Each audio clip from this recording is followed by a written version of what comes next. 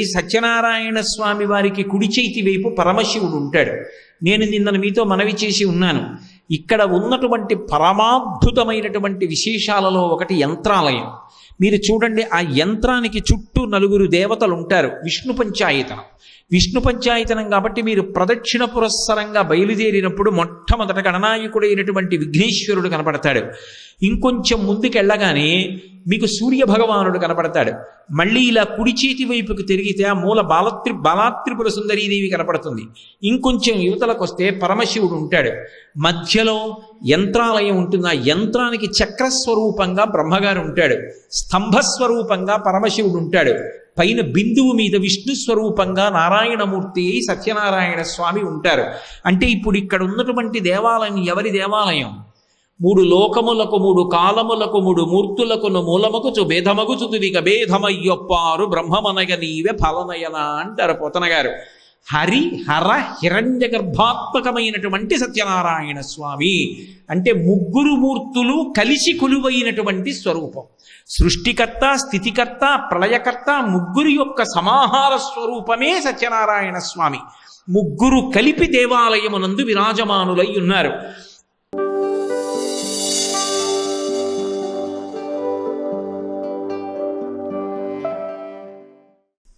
ఇనుగంటి వెంకటరామరాయణన్ దొరగారు, ఈరంకి ప్రకాశరావు శర్మ గారు కలిసి తమకి స్వప్నంలో వచ్చినటువంటి వృత్తాంతాల్ని ఒకరితో ఒకరు నివేదించుకుని నీరెళ్ళమ్మ తల్లి యొక్క దేవాలయాన్ని ఆధారం చేసుకుని ఇది రత్నగిరి అని నిర్ధారించుకుని ఈ కొండ మీద వెతకగా పరమేశ్వరుడు అనుగ్రహించి శ్రావణ మాసంలో శుక్లపక్షంలో విదియ తిథి నాడు గురువారం రోజున మఖా నక్షత్రంలో వాళ్ళిద్దరికీ దర్శనమిచ్చి తదనంతరము ఈ త్రిపాద్విభూతి మహానారాయణ యంత్రం మీద అధివసించి కొన్ని కోట్ల మంది భక్తుల యొక్క ఆ ఆర్తనాదములను వింటూ, వారి యొక్క కష్టములను వింటూ, వారి యొక్క ఆపదలను తెలుసుకుంటూ, వాళ్ళ ప్రార్థనలు మొరలు ఆలకిస్తూ అందరి యొక్క కోర్కెలను తీర్చేటటువంటి కొంగు బంగారమై ప్రకాశిస్తున్నాడు. అటువంటి శ్రీ వీర వెంకట సత్యనారాయణ స్వామి వారి యొక్క నామధేయం వెనకాల ఉండేటటువంటి వైశిష్ట్యం గురించి పరమేశ్వరుడు పలికినంత మేర నిన్న మీతో నేను ప్రస్తావించడం జరిగింది. ఆ సత్యనారాయణ స్వామి వారి పక్కన శక్తి స్వరూపంగా ఉండేటటువంటి అమ్మవారు అనంత లక్ష్మీ సత్యవతీదేవి అంటారు. అనంత అనేటటువంటి మాట చేత ప్రతిపాదింపబడేటటువంటి విషయం దేనికి అంతము లేదు. అంతము అన్న మాటకి దేనికి అన్వయం చేసి చెప్పవలసి ఉంటుంది అంటే ఆ శక్తిని గణన చేయడం ఎవరికీ సాధ్యం కాదు. ఇంత శక్తి ఆవిడ దగ్గర ఉన్నది అని చెప్పడం ఎవరు సాధ్యపడేటటువంటి విషయంగా స్వీకరించలేరు. ఆ తల్లి యొక్క శక్తి ఎక్కడుందో అక్కడ కదలిక ఉంటుంది. శక్తి ఎక్కడ ఉన్నా సరే దేని చేత సంకేతింపబడుతుంది అంటే కదలిక చేత సంకేతింపబడుతుంది. కేవలం ఏదో ఈ శరీరం కదలడం ఒక్కటే కాదు. యాదేవి సర్వభూతేషు శక్తిరూపేణ సంస్థిత నమస్తస్యై నమస్తస్యై నమస్తస్యై నమో నమః. యాదేవి సర్వభూతేషు క్షుధారూపేణ సంస్థిత నమస్తస్యై నమస్తస్యై నమస్తస్యై నమో నమః. యాదేవి సర్వభూతేషు కాంతిరూపేణ సంస్థిత నమస్తస్యై నమస్తస్యై నమస్తస్యై నమో నమః. ఆ తల్లి ప్రతి జీవుని యొక్క శరీరమునందు ఉండి ఆకలి రూపంలో ఉండి మంట పుట్టిస్తుంది.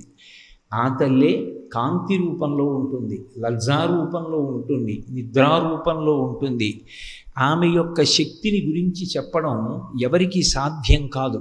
కేవలం ఆవిడికి చేసినటువంటి నమస్కారము చేత ప్రీతి పొందినటువంటి పరదేవత ఏవివ్వగలదు అంటే ఇది ఇవ్వగలదు అని చెప్పడం సాధ్యం కాదు. అందుకే శంకర భగవత్పాదులు సౌందర్య లహరిలో ఆ అమ్మవారికి ఒక్క నమస్కారం చేసిన త్వద్భజనవాన్ అంటారు. ఆవిడ్ని స్తోత్రం చేసిన, ఆవిడ నామం చెప్పిన, ఆవిడ దగ్గరికి వచ్చి ఒక్కసారి నేల మీద పడిపోయిన, నమస్కరించిన, దోషిలొగ్గిన, అంజలి ఘటించిన ఆవిడ ఇచ్చేటటువంటి ఫలితము ఇది అని నిర్ధారించడం ఎవరికీ సాధ్యం కాదు. సరస్వత్యా లక్ష్మ్యా విధిహరి సపత్నో విహరతే రతేహి పాతివ్రత్యం శిథిలయతి రమ్యేన వపుషా చిరంజీవన్నీవక్షపిత పశుపాశవ్యతికర పరానందాభిక్యం రసయతి రసం తద్భజనవాన్ అంటారు. ఆ తల్లిని ఒక్కసారి భజించినా సరే, ఒక్కసారి నమస్కరించినా సరే ఆవిడ ఎంత ఇవ్వగలదు అంటే సరస్వత్యా లక్ష్మ్యా విధిహరి సపత్నో విహరతే. ఎంతటి సరస్వతీ కటాక్షాన్ని పొందుతాడంటేట, సరస్వతీదేవి భర్త అయినటువంటి చతుర్ముఖ బ్రహ్మగారు అమ్మవారిని ఉపాసన చేసినటువంటి వ్యక్తి పొందినటువంటి సరస్వతీ కటాక్షాన్ని చూసి మనసులో అనుకుంటాట, సాక్షాత్తుగా సరస్వతీదేవి యొక్క భర్తనైన నాకు కూడా లేనంత సరస్వతీ విలాసం వీని ఎందుకు ప్రకాశించిందే అని ఆశ్చర్యం పొందుతట. అలాగే లక్ష్మీదేవి భర్త అయినటువంటి శ్రీ మహావిష్ణువు కూడా ఇతనికి ఉన్నంత లక్ష్మీ కటాక్షం నాకు కూడా లేదే అని తెల్లబోతాట. సరస్వత్యా లక్ష్మ్యా విధిహరి సపత్నో విహరతే రతేహి పాతివ్రత్యం శిథిలయతి రమ్యేన వపుషా. ఎంత సరస్వతీ కటాక్షమున్నా, ఎంత లక్ష్మీ కటాక్షమున్నా చూసేటప్పటికి శరీరం బహుభయంకరంగా ఉందనుకోండి, ఆయన్ని చూస్తే పగలు చూస్తే రాత్రి కలలోకి వస్తాడన్నంత భయంకరంగా ఉంటే ఆ వ్యక్తిని ఎవరు ఆదరిస్తారు, ఎవరి దగ్గరికి ఎడతారు? కానీ అమ్మవారి అనుగ్రహం పొందినటువంటి వ్యక్తి రతేహి పాతివ్రత్యం శిథిలయతి రమ్యేన వపుషా, రతీదేవంతటిది అమ్మవారి భక్తుడి వంక చూసి అనుకుంటుందిట, నా భర్త మన్మధుడు లోకములలో కల్లా చాలా సుందరాంగుడని చెప్పుకుంటారు, కానీ నా భర్త కన్నా ఈయనే అందంగా ఉన్నాడే అనుకుంటుందట. పరపురుషుని యొక్క సౌందర్యాన్ని మెచ్చుకోవడం శీలం శిథిలం అవడమే కదా. అందుకని మన్మధుని యొక్క భార్య అయిన రతీదేవి యొక్క శీలవైభవాన్ని కూడా శిథిలం చెయ్యగలిగినంత సౌందర్యమును పొందగలిగినటువంటి పురుషుడవుతాడు అమ్మవారి యొక్క ఆరాధన చేసినవాడు. కాబట్టి రతేహి పాతివ్రత్యం శిథిలయతి రమ్యేన వపుషా చిరంజీవన్నీవక్షపిత పశుపాశవ్యతికర. ఎంత అందగాడైనా, ఎంత లక్ష్మీ కటాక్షమున్నా, ఎంత సరస్వతీ కటాక్షమున్నా ఈయనకి అల్పాయుర్దాయం అండి అన్నారనుకోండి, ఏమిటి ప్రయోజనం? కాదు. ఎవరు అమ్మవారికి నమస్కారం చేస్తాడో ఆవిడ ఎంత అనుగ్రహాన్ని ఇవ్వగలదు అంటే అతను చిరంజీవిత్వాన్ని పొందుతాడు. అంటే ఈ యుగంలో ఎంత ఆయుర్దాయాన్ని పొందాలని భగవంతుడి శాసనం చేశాడో అంతటి దీర్ఘాయుర్దాయాన్ని పొందుతాడు. అది కూడా ఏదో మంచాన పడి ఉండి బ్రతకడం కాదు, ఆరోగ్యవంతంగా 10 మందికి ఉపకారం చేస్తూ 10 మంది చేత అభినందింపబడినటువంటి జీవితాన్ని పొందినవాడై అలా భోగాలను అనుభవించి చిరంజీవిత్వాన్ని పొంది దీర్ఘాయుర్దాయాన్ని పొంది శరీరం విడిచిపెట్టినంత మాత్రం చేత జీవుడు పొందగలిగినటువంటి ప్రయోజనం ఏముంటుంది అంటే కేవలం దీర్ఘాయుర్దాయం పొంది శరీరం విడిచిపెట్టడం కాదుట, చిరంజీవన్నీవక్షపిత పశుపాశవ్యతికర పరానందాభిక్యం రసయతి రసం తద్భజనవాన్. ఇక్కడే ఈ శరీరము నీదు కాదు, నేను ఆత్మ అనేటటువంటి అద్వైతానుభూతి ఎందు ఓలలాడతాడు. అంటే ఎవరు ఇక్కడ శరీరంతో ఉండగానే తాను ఆత్మ అనేటటువంటి జ్ఞానాన్ని పొంది అద్వైతానుభూతి ఎందు నిలబడగలిగాడో అలా నిలబడగలిగినటువంటి వ్యక్తి జీవన్ముక్తుడు అంటారు. జీవన్ముక్తుడు అంటే శరీరముతో ఉంటాడు కానీ ఆయన మోక్షమును పొందినవాడే. నేను ఇప్పుడు మిమ్మల్ని అందరినీ ఎలా చూస్తున్నానో, మీరు నన్ను ఎలా చూస్తున్నారో, నేను ఆ దేవాలయ గోపురాన్ని ఎలా చూస్తున్నానో అలా ఆ జ్ఞాని తన శరీరాన్ని సాక్షి మాత్రంగా చూస్తూ ఉంటాడు. శరీరం బాధతో తాను తాదాత్మ్యత పొందడు. అలా శరీరాన్ని సాక్షి మాత్రంగా చూడగలిగినంతటి అద్వైతానుభూతి ఎందు ఓలలాడి నిలబడగలిగినటువంటి వ్యక్తి శరీరంతో ఉన్నప్పటికీ జీవన్ముక్తుడే. చిట్ట చివర శరీరం పడిపోయిన తరువాత ఆయన విదేహమోక్షాన్ని పొందాడు అంటారు. శరీరం పడిపోయింది కానీ ఆత్మ అంతటా నిండి ఉంటుంది, అంతటా నిండిపోయిన ఆత్మగా నిలబడతాడు. అందుకే భగవాన్ రమణులు సర్కోమా వ్యాధితో బాధపడుతుండగా కొంతమంది అంతేవాసులు ఆయన దగ్గరికి వెళ్ళి, హే భగవన్, మీ శరీరం పడిపోతుందేమో, ఇంత అనారోగ్యం వచ్చిందని మేము బాధపడుతున్నాం అంటుంటే ఆయన ఒక మాట అంటుండేవారు, నేను వెళ్ళడానికి చోటే ఉంది, నేను ఎప్పుడూ అంతటా నిండి నిబిడీకృతమైన వాడని అనేవారు. ఆత్మగా నిలబడి అద్వైతానుభూతి ఎందు ఓలలాడగలిగినటువంటి వ్యక్తి తాను కేవలము పరిచ్ఛిన్నమైనటువంటి శరీరమునకు మాత్రమే పరిమితమైన వాడదన్న భావనతో ఉండడు. అంతటా నిండిపోయినటువంటి ఆత్మగా నిలబడగలడు. శరీరం పడిపోయిన తరువాత అంతటా పరివ్యాప్తమైనటువంటి ఆత్మ అవుతాడు. అందుకని అప్పుడు విదేహముక్తి అంటారు. కాబట్టి ఆ తల్లి యొక్క అనుగ్రహం పొందినవాడు ఎవరుంటాడో అటువంటి వాడు ఇంతటి శక్తిని పొందుతాడు. కాబట్టి ఆవిడ ఇంతే ఇవ్వగలదు అని చెప్పడం ఎలా సాధ్యం? అందుకే ఆవిడకి కామకోటి అని ఒక పేరు. కామకోటి అంటే ఏ కామం చెప్పు. కామం అంటే కోరిక. నాకు వివాహం కాలేదంటావా? ఆవిడ చెయ్యగలదు. బిడ్డలు లేరా? ఆవిడ ఇవ్వగలదు.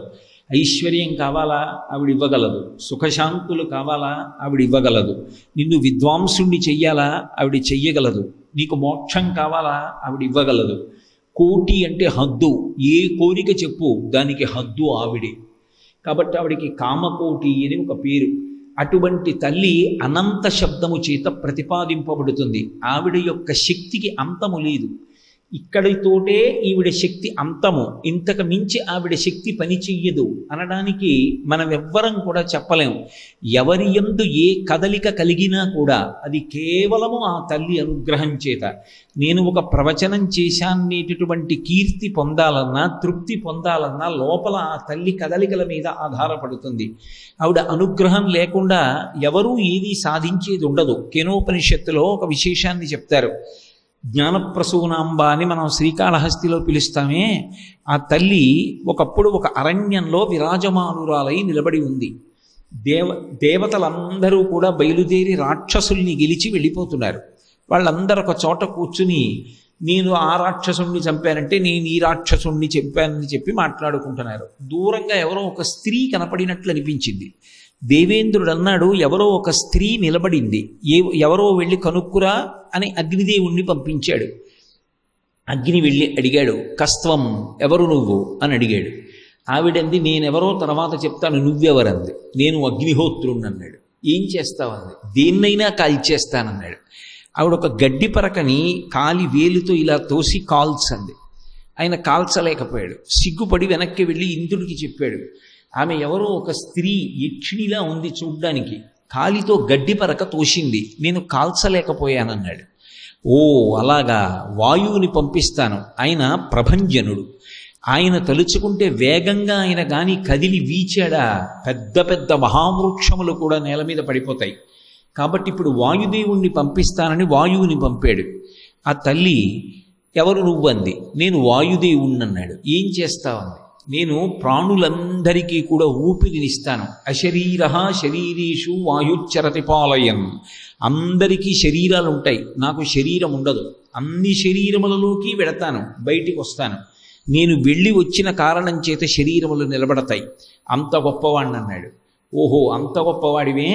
ఆ గడ్డి పరకని కొంచెం దూరం కదుపంది ఆవిడ. కానీ ఆయన తన శక్తిని అంతటినీ ప్రయోగించినప్పటికీ కూడా ఒక గడ్డి పరకని కదపలేక సిగ్గుపడి విడిపోయాడు. ఇంద్రుడు వచ్చాడు. ఆవిడ వంక చూడగానే ఆయనకు అనుమానం వచ్చింది, ఈమె ఆదిశక్తి. ఈ శక్తి యొక్క అనుగ్రహం చేతనే మనలో కదలికలు వచ్చి మనందరం రాక్షసుల్ని గెలిచాం. మనంతటి వారం మనం అంటున్నాం, కాదు, ఈ తల్లి అనుగ్రహం చేత మనం గెలిచాం అని ఆ తల్లికి సాష్టాంగపడి నమస్కరించాడు. అప్పుడు జ్ఞానప్రసూనాంబా స్వరూపంతో నిలబడి ఇంద్రుడికి కేనోపనిషత్తుని బోధించింది ఆవిడ. అది జరిగింది శ్రీకాళహస్తి ప్రాంతంలో జరిగింది. ఎక్కడ ఎవరిలో ఏ కదలిక ఉన్నా, ఏ విషయాన్ని సాధించగలిగాడు అన్నా అది ఆమె యొక్క అనుగ్రహ విశేషం చేత జరుగుతుంది తప్ప ఆవిడ అనుగ్రహం లేకుండా జరగదు. అందుకే పార్వతీదేవి యొక్క అంశని అనంత అనబడేటటువంటి పేరు చేత ప్రతిపాదన చేస్తారు. కాబట్టి ఆ తల్లి అనంత అంటే శివశక్తిగా ఉంటుంది. అదే తల్లి లక్ష్మీ. లక్ష్మీ అనేటటువంటి పేరుకు అర్థం ఏమిటంటే అంతటా చూచున్నది, అందరి చేత చూడబడునది, వృద్ధికి కారణమైనది అని 3 అర్థాలు. లక్ష్మీదేవి చూడకపోతే కాంతి ఉండదు, లక్ష్మీదేవి చూడకపోతే ఉత్సాహం ఉండదు, లక్ష్మీదేవి చూడకపోతే అసలు ఆ మనిషి యందు ప్రకాశం ఉండదు. అందరూ ఎవరి వంక చూస్తారంటే లక్ష్మీదేవి వంక చూస్తారు. ఆ తల్లి అనుగ్రహం మాకు కలిగితే చాలు అనుకుంటారు. ఆ తల్లి ఇలా చూడక్కర్లేదుట, ఇలా ఒక్కసారి చూసిందనుకోండి, ఆవిడ యొక్క అనుగ్రహం 2 రకాలుగా పనిచేస్తుంది. లక్ష్మీదేవి యొక్క కటాక్షము ఎవరి మీద పడిందో వారి నుండి అలక్ష్మి తొలగిపోతుంది. లక్ష్మీదేవికి అక్కగారు జ్యేష్ఠాదేవి, ఆవిడ అలక్ష్మి. మనం శ్రీ సూక్తం చదివినప్పుడు ఒక మాట చెప్తాం, క్షుత్పిపాసామలాం జ్యేష్ఠామలక్ష్మీం నాశయాం యహం అంటాం. క్షుత్ అంటే ఆకలి, పిపాస అంటే దాహం. విశేషమైనటువంటి ఆకలి వేసి తినడానికి లేదు దరిద్రుడు. చాలా ఆకలేసింది, కావలసినంత తినడానికి ఉంది, కానీ తినడానికి సమయం లేదు, వాడు దరిద్రుడే. ఇద్దరూ ఆకలి అనుభవించేవారే. కాబట్టి అమ్మ నేను ఆ 2 రకాలుగాను ఉండకూడదు. 3, ఒకవేళ తింటే జీర్ణం కాదు, తాను తిన్నది వేరుగానే ఉండిపోతారు మర్నాటికి కూడా.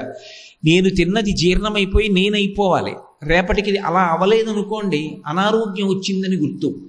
కాబట్టి నాకు పదార్థం దొరికి నేను తినగలగాలి ఆకలేసినప్పుడు. నాకు పదార్థం దొరకడమే కాదు, తినడానికి సమయం ఉండాలి, తిన్నది నేనైపోవాలి. ఈ 3ంటిని అనుగ్రహించగలిగితే లక్ష్మి. ఈ 3టిలో అనుగ్రహం ఏ ఒక్కదానిలో లోపించినా అలక్ష్మి. లక్ష్మీదేవి కటాక్షం కలిగితే అలక్ష్మి తొలగిపోతుంది. సూర్యుడు వస్తే చీకటి ఉండదు. అలా లక్ష్మీ కటాక్షం కలిగితే అలక్ష్మి తొలగిపోతుంది. కాబట్టి క్షుత్పిపాసామలాం జ్యేష్ఠామలక్ష్మీర్నాశయామ్యహం.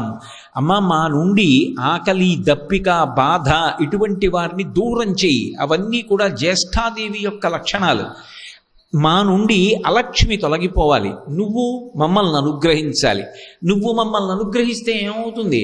అశ్వదాయి చగోదాయి ధనదాయి మహాధనే ధనం మే జుషతాం దేవి సర్వకామార్థసిద్ధయే పుత్రపౌత్రధనం ధాన్యం హస్తశ్వాజా విగోరథం ప్రజానాం భవసి మాత ఆయుష్మంతం కరోతు మాం అంటాం. అంటే అమ్మ కేవలం ఏదో నేను ఆకలి వేసి తినడం ఒక్కటే కాదు.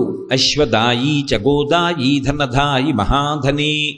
నాకు గుర్రాలు కావాలి, నాకు ఏనుగులు కావాలి, నాకు మేకలు కావాలి, నాకు గొర్రెలు కావాలి. నేను ఒక్కడినే ఇవన్నీ పొంది ఉండడం కాదు. పుత్ర పౌత్ర ధనం ధాన్యం హస్తశ్వాజ విగోరథం. ఆవులు కావాలి, నేను ఆ ఆవుల్ని సేవించాలి, గోవుకి ప్రదక్షిణం చెయ్యాలి, గోవుకి గ్రాసం పెట్టాలి, ఆ ఆవు పాలు పితికి అభిషేకం చేసుకోవాలి. నేను కొడుకుల్ని చూడాలి, మనవల్ని చూడాలి. నేను బయటికి వస్తే అమ్మో ఆయన వస్తున్నారు ఎక్కడికెడతారో అని నాకు వాహనం సిద్ధంగా ఉండాలి, ఆ వాహనాన్ని నడిపేవాడు సిద్ధంగా ఉండాలి. నా పని చెయ్యడం కోసం నాకు అనేక మంది సేవకులు ఎప్పుడూ నిరంతరం నా పని కోసం వేచి చూడాలి. నాకు అపారమైనటువంటి కీర్తి ఉండాలి. ఆయన అని నేను వెడుతుంటే ఎందరో లేచి నిలబడాలి.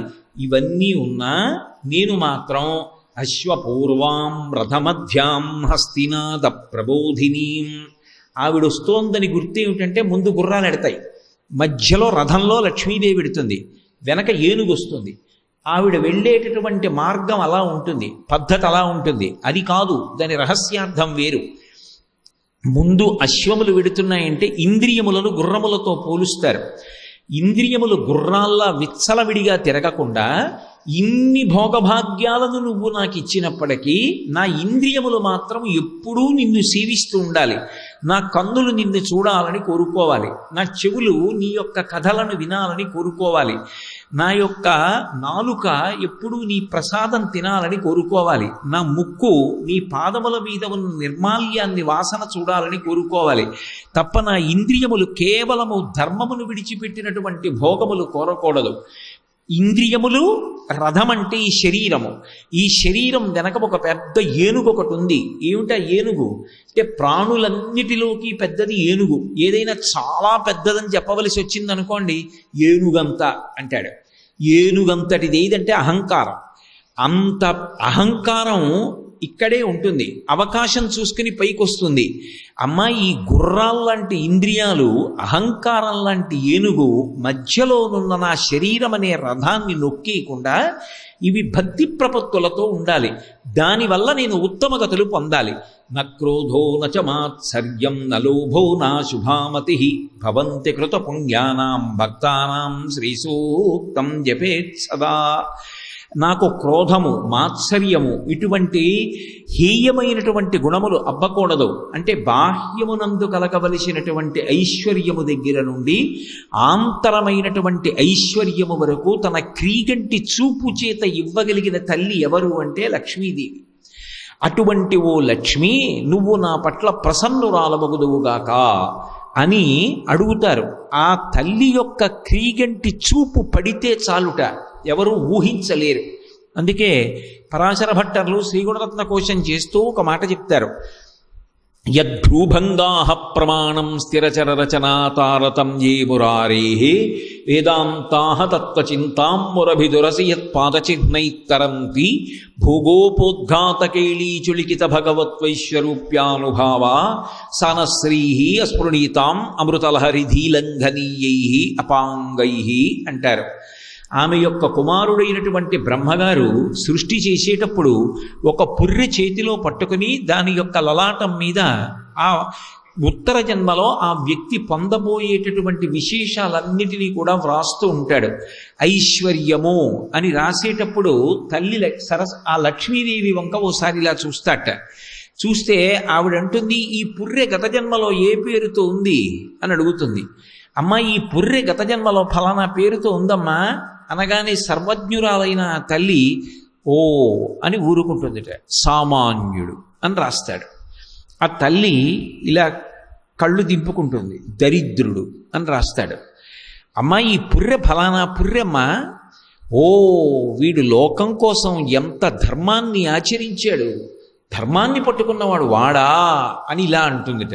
యద్భ్రూభంగాః ప్రమాణం, వాడా అని ఆ తల్లిలా కనుబొమ ఎత్తిందా. వాడి ఇంటి ముందు ఏనుగులు నిలబడి తొండములను పైకెత్తి ఘీంకరించగలిగినటువంటి మహదైశ్వర్యవంతుడవుతాడు. అంతటి కీర్తి కలిగిన వాడై లోకమునందు 7 తరముల వరకు వాడి పేరు చెప్పుకోగలిగినటువంటి మహానుభావుడవుతాడని వ్రాసి పంపిస్తాట. ఎక్కడిది ఈ గొప్పతనం అంతా అంటే ఆ పుర్రె మీద వ్రాసేటప్పుడు లక్ష్మీదేవి యొక్క కనుబొమ కదలిక వలన ఇంతటి మహదైశ్వర్యాన్ని పొందుతున్నాడు. యద్భ్రూభంగాః ప్రమాణం స్థిరచరరచనా తారతమ్యే మురారేః వేదాంతాః తత్వచింతాం మురభిదురసి యత్పాదచిహ్నైత్తరంతి భోగోపోద్ఘాతకేళీచులికిత భగవత్వైశ్వరూప్యానుభావా సానశ్రీః అస్పృణీతాం అమృతలహరిధీలంఘనీయైః అపాంగైః అంటారు. తన కనుబొమ యొక్క కదలిక చేత అందరికీ అన్నీ ఇవ్వగలిగినటువంటి తల్లి ఆమె. అందుకే శంకరాచార్యులు వారు కనకధారా స్తోత్రం చేస్తూ ఒక మాట అంటారు. దుష్కర్మ ఘర్మమపనీయ చిరాయ దూరం నారాయణ ప్రణయిని నయనాంబువాహ అంటారు. ఆవిడ తన యొక్క చూపు అనేటటువంటి గొప్ప గాలి చేత గత జన్మలలో చేసుకున్నటువంటి దుష్కర్మలను పడేటటువంటి మేఘములను కూడా దూరంగా కొట్టేసి అనుగ్రహించి సమస్తమైన ఐశ్వర్యమును ఇవ్వగలిగినటువంటి అధిదేవత. అటువంటి పరమమంగళ దేవత అయినటువంటి లక్ష్మీదేవి మా ఎడల ప్రసన్నురాలగుగాక అని అడుగుతారు. అటువంటి లక్ష్మీదేవి ఎవరుందో ఆ లక్ష్మీదేవి యొక్క గుణములు ఏ ఉన్నాయో అవన్నీ ఆమె యందు నిండి నిబిడీకృతమై ఉన్నాయి. అనంత శబ్దము చేత పార్వతీదేవి యొక్క వైభవం అంతా ఉంటే లక్ష్మీ శబ్దము చేత లక్ష్మీదేవి యొక్క గుణములన్నీ కూడా ఆమె నుండి ప్రసరిస్తూ ఉంటే సత్యవతి, అనంత లక్ష్మీ సత్యవతి. సత్యవతి అన్న మాటకు అర్థం ఏమిటంటే వాగ్రూపిణి అయినటువంటి దేవత, వాగ్దేవత అని. ఎందుచేత అంటే శంకరాచార్యులు వారు సౌందర్యలహరి చేస్తూ ఒక మాట అంటారు. శివశక్త్యాయుక్తో యది భవతి శక్త ప్రభవితుం నచే దేవం దేవో నకల కుశల స్పందితుమపి అతస్త్వామారాధ్యాం హరిహర విరించాదిభిరపి ప్రణంతుం స్తోతుం వా కథమకృత పుణ్య ప్రభవతి అంటారు. ఆ తల్లికి స్తోత్రం చెయ్యాలన్నా, ఒక నమస్కారం చెయ్యాలన్నా అంత తేలిక కాదు. గత జన్మల పుణ్యం ఉంటే తప్ప ఆవిడ నమస్కారం అందుకోదు. కొన్ని కోట్ల జన్మలు జన్మలు జన్మలు జన్మలు ఎత్తి పునరపి జననం పునరపి మరణం పునరపి జననీ జఠరే శయనం దిహ సంసారే బహుదుస్తారే కృపయాపారే పాహిమురారే అని ఎన్నిసార్లో మృత్యుఖేదాన్ని పొంది ఎన్నిసార్లు మళ్ళీ గర్భస్థ నరకాన్ని అనుభవించి బయటికొచ్చి కొంతకాలం ఉండి మళ్ళీ వెళ్ళిపోతూ ఇలా సంసారం అనేటటువంటి జనన మరణ చక్రమ మధ్య తిరుగుతూనే ఉంటాడు. ఆ పరిభ్రమణం అనేటటువంటిది విపరీతమైన తాపంతో ఉంటుంది. అందుకే శంకరులు శివానందలహరి చేస్తూ అంటారు, గళంతి శంభోత్వచరిత సరిత కిల్బిషరదో దళంతి ధీకుల్యాసరణిషు పతంతి విజయతాం దిశంతి సంసార భ్రమణ పరితాపోపశమనం వసంతి మచ్చేతో హ్రదభివి శివానందలహరి అంటారు. ఆ సంపురిస్తుంది. ఇన్ని చేశానంటున్నానే, నా లోపల ఉన్న పదార్థం అయిపోతే, ఇందులో నేను తిన్న పదార్థం పూర్తయిపోయిందో లేదో, మళ్ళీ కొత్తగా పదార్థం వెయ్యాలో వెయ్యకూడదో నాకు తెలియదే. లోపల ఆకలి వేస్తే తెలుస్తోంది. ఆకలి పరమేశ్వరుడి యొక్క ఉపకారం. బయట నీళ్లు ఉన్నాయో లేవో చూస్తాను, ఇందులో నీళ్లు ఉన్నాయో అయిపోయాయో నాకు తెలుసా. దాహం రూపంలో పరమాత్మ చెప్తే మళ్ళీ లోపల నీళ్లు పోస్తున్నాను. ఈ తిన్నటువంటి పదార్థంలో ఉన్నటువంటి సారాన్నంతటినీ శక్తిగా మార్చిన శరీరము గ్రహించేటట్టుగా చేసి తెల్లవారేసరికి లోపల మిగిలిపోయినటువంటి పిప్పిని మళ్ళీ బయటికి పంపిస్తున్నవాడు ఎవరు? పరమాత్మ. ఇన్నిటిని వాడు నిర్వహిస్తూ ఉంటే, ఈ భూమిని తిప్పుతున్నది వాడైతే, నక్షత్రములను ప్రకాశింపచేస్తున్నవాడు వాడైతే, ఈ గాలి వీచేటట్టుగా చేసిన వాడు వాడైతే, ఈ భూమి కదిలిపోకుండా నిలబెట్టినవాడు వాడైతే, నా అంత వాడినని నేను అహంకరించడానికి నా దగ్గర ఏముందని అహంకరించను. ఎన్ని గ్రంథాలు ఉన్నాయి, ఒక్కొక్క మహానుభావుడు ఎన్ని గ్రంథాలు రచన చేశాడు.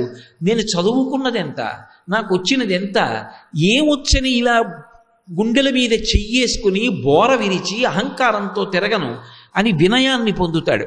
నాకిది తెలియదు అన్న మాట తెలియగానే ముందు వచ్చేదేది అంటే వినయం. అందుకే విద్య అన్న మాటకి యథార్థమైన అర్థం ఏమిటంటే, నాకు తెలియదని తెలుసుకునుట. విద్య అంటే అన్నీ తెలియుట కాదు, నాకు ఎన్నో తెలియవు అని తెలుసుకునుటకు విద్య అని పేరు. అందుకే విద్యా తదాతి వినయం.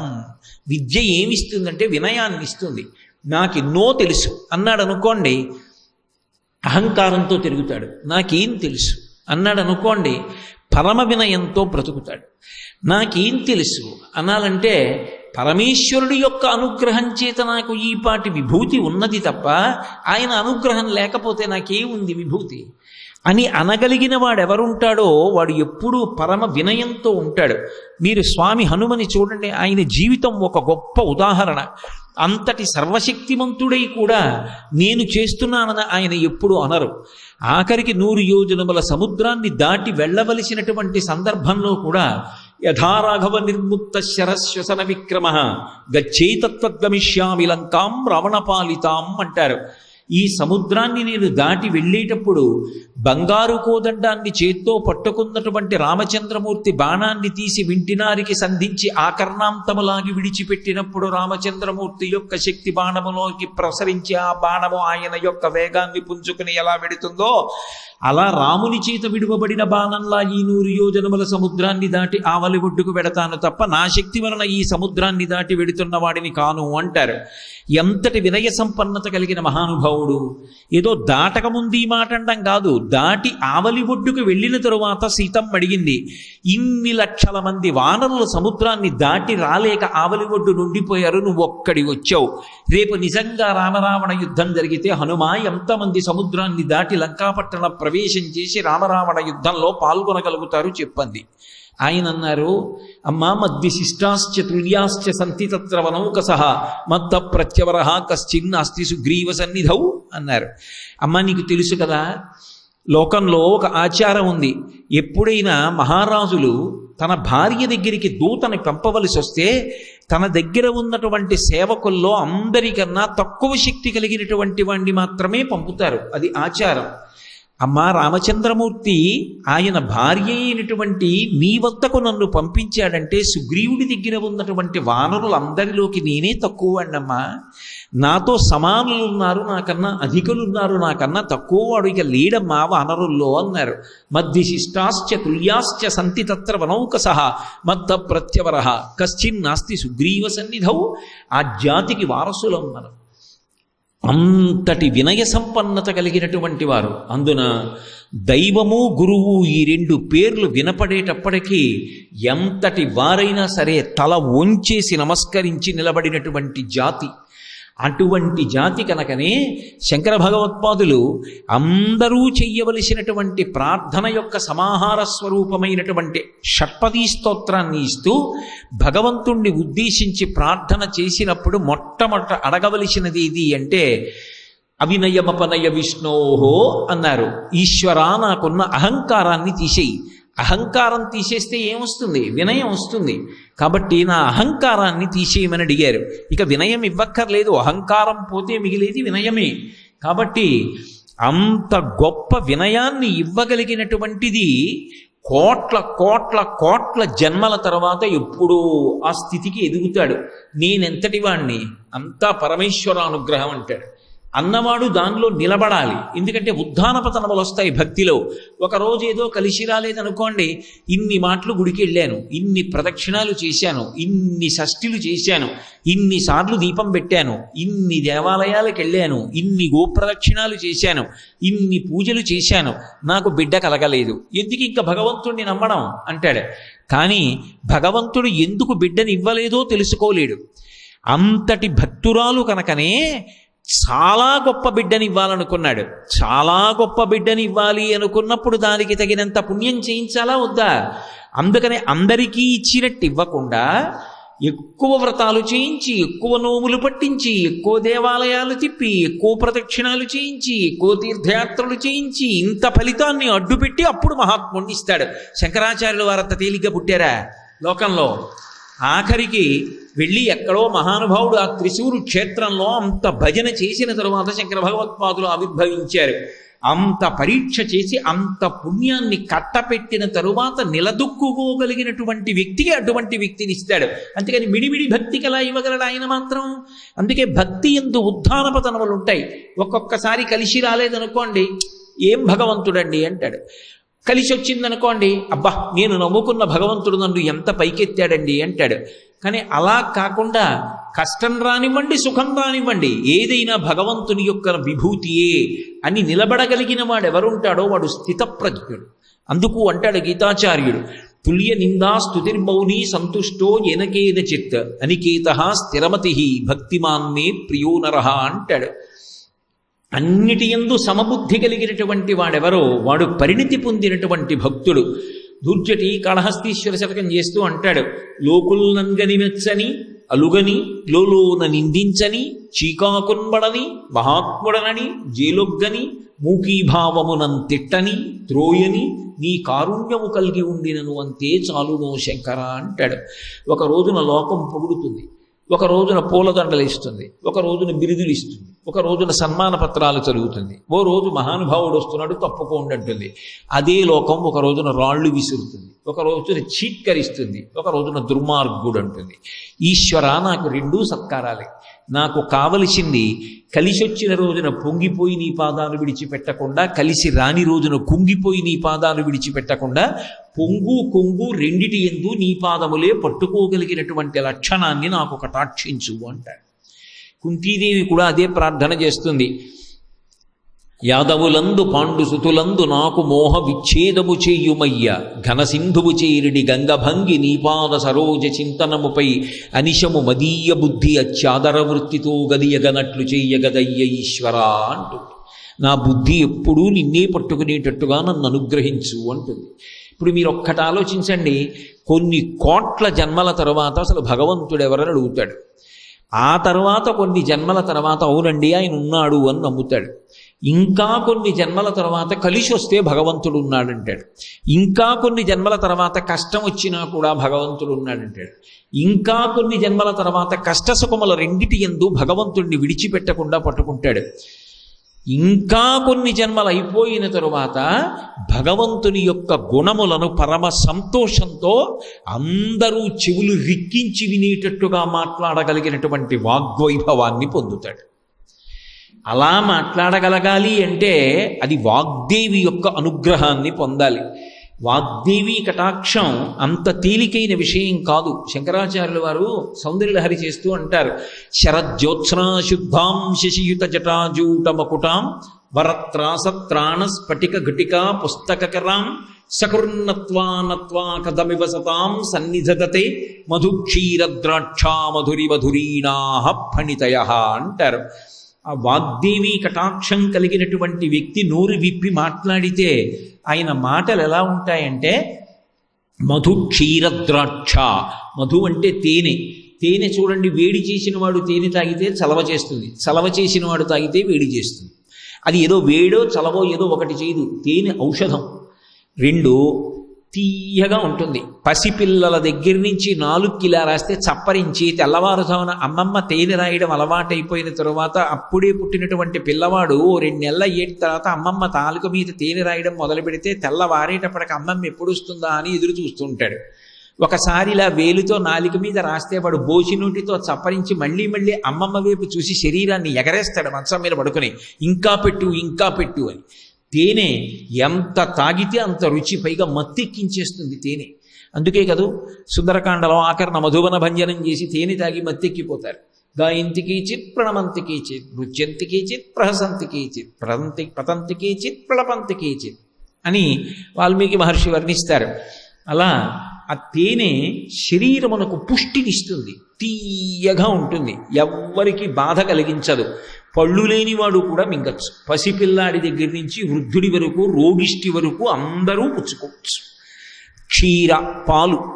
పాలు జంతు శరీరము నుండి స్రవిస్తాయి. ఇప్పుడే నేను ఆ విషయం స్మరిస్తూ వస్తున్నాను. ఏదో భాగవతంలో పోతన గారు అంటారు, వాసవీన గడ్డి తెని వాహినులందు జలంబు త్రాగగా ఎవ్వడుటు నీ చరణంబులు నిర్దళితంబుక చేసేవాడు తా కీచరుడైన వాణి మణికీలిత భూషణయుక్త బాహులన్ వేచని త్రుంచివైతు విని వీధికి నేగిన నెలదాగినంటారు.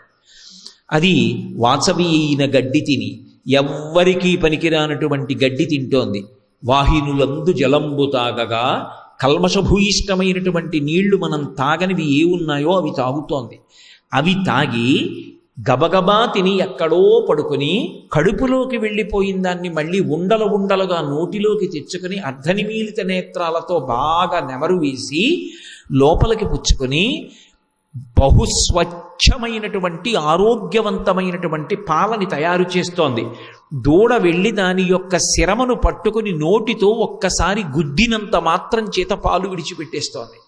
ఆ పాలు జంతు శరీరం నుంచి వచ్చినవైనప్పటికీ కూడా ఆ పాలు బ్రహ్మచారి తాగుతాడు, గృహస్థు తాగుతాడు, వానప్రస్థు తాగుతాడు, సన్యాసి తాగుతాడు, పిల్లవాడు తాగుతాడు, రోగిష్టివాడు తాగుతాడు.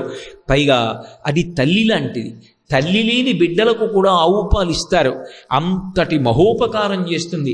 ఏదో ఇక్కడ శరీరాన్ని పోషించడం కాదు, ఆ ఆవు పాలు పట్టుకెళ్ళి శివలింగం మీద పోసినా, సత్యనారాయణ స్వామి వారి మీద పోసినా పుణ్యాన్ని పొంది ఊర్ధ్వలోక వాసాన్ని పొందుతున్నాడు.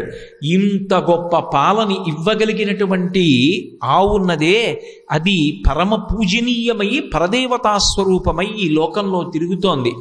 ఆ పాలు ఎంత కమ్మగా, ఎంత శ్రేష్టంగా సమీకృత ఆహారమై శరీరమును పోషణ చేస్తాయో. పాలొక్కటి తాగి పడుకున్నాడు అనుకోండి, భోజనం చేసినట్టే. పాలు సమీకృత ఆహారం. ఆ వాగ్దేవి యొక్క కటాక్షాన్ని పొందినటువంటి వ్యక్తి యొక్క మాటలు కూడా పాల అంత స్వచ్ఛంగా, అంత కమ్మగా, ఆత్మని పోషకత్వంతో నిలబెట్టగలిగినటువంటి సమర్థత కలిగినవై ఉంటాయిట. ద్రాక్ష పండు చూడండి, అన్ని పళ్ళల్లోకి తేలికగా తినడానికి ఉపయుక్తమైన పండేది అంటే ద్రాక్ష పండు. దానికి ఏం తొక్క కూడా తీయక్కర్లేదు. కాసి నీళ్లలో కడిగేసుకుని ఒక్కొక్క పండు నోట్లో వేసుకుని, పళ్ళు లేనివాడు కూడా నాలుక పెట్టి పైదవడకి నొక్కితే టక్కుని చిట్లి తీయటి రసాన్ని చిమ్ముతుంది, శరీరానికి ఆరోగ్యాన్ని ఇస్తుంది. అందులో ఉన్నటువంటి పిప్పి కూడా బయటికి వదిలిపెట్టక్కర్లేదు, అది కూడా సారభూయిష్టమై శరీరాన్ని కాపాడుతుంది.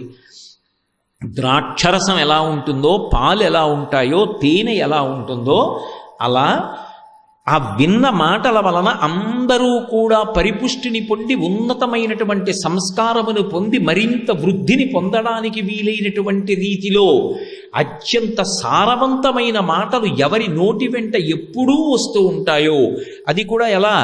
ఆపదలందు ధైర్యగుణ మంచిత సంపదలందు దాల్మియున్ భూపసభాంతరాళమన పుష్కళ వాక్యతురత్వ మాజి బాహాపటు శక్తియున్ యశమునందనురక్తియు ప్రకృతి సిద్ధగుణంబులు సజ్జనాళికి అంటాడు భర్తృహరి.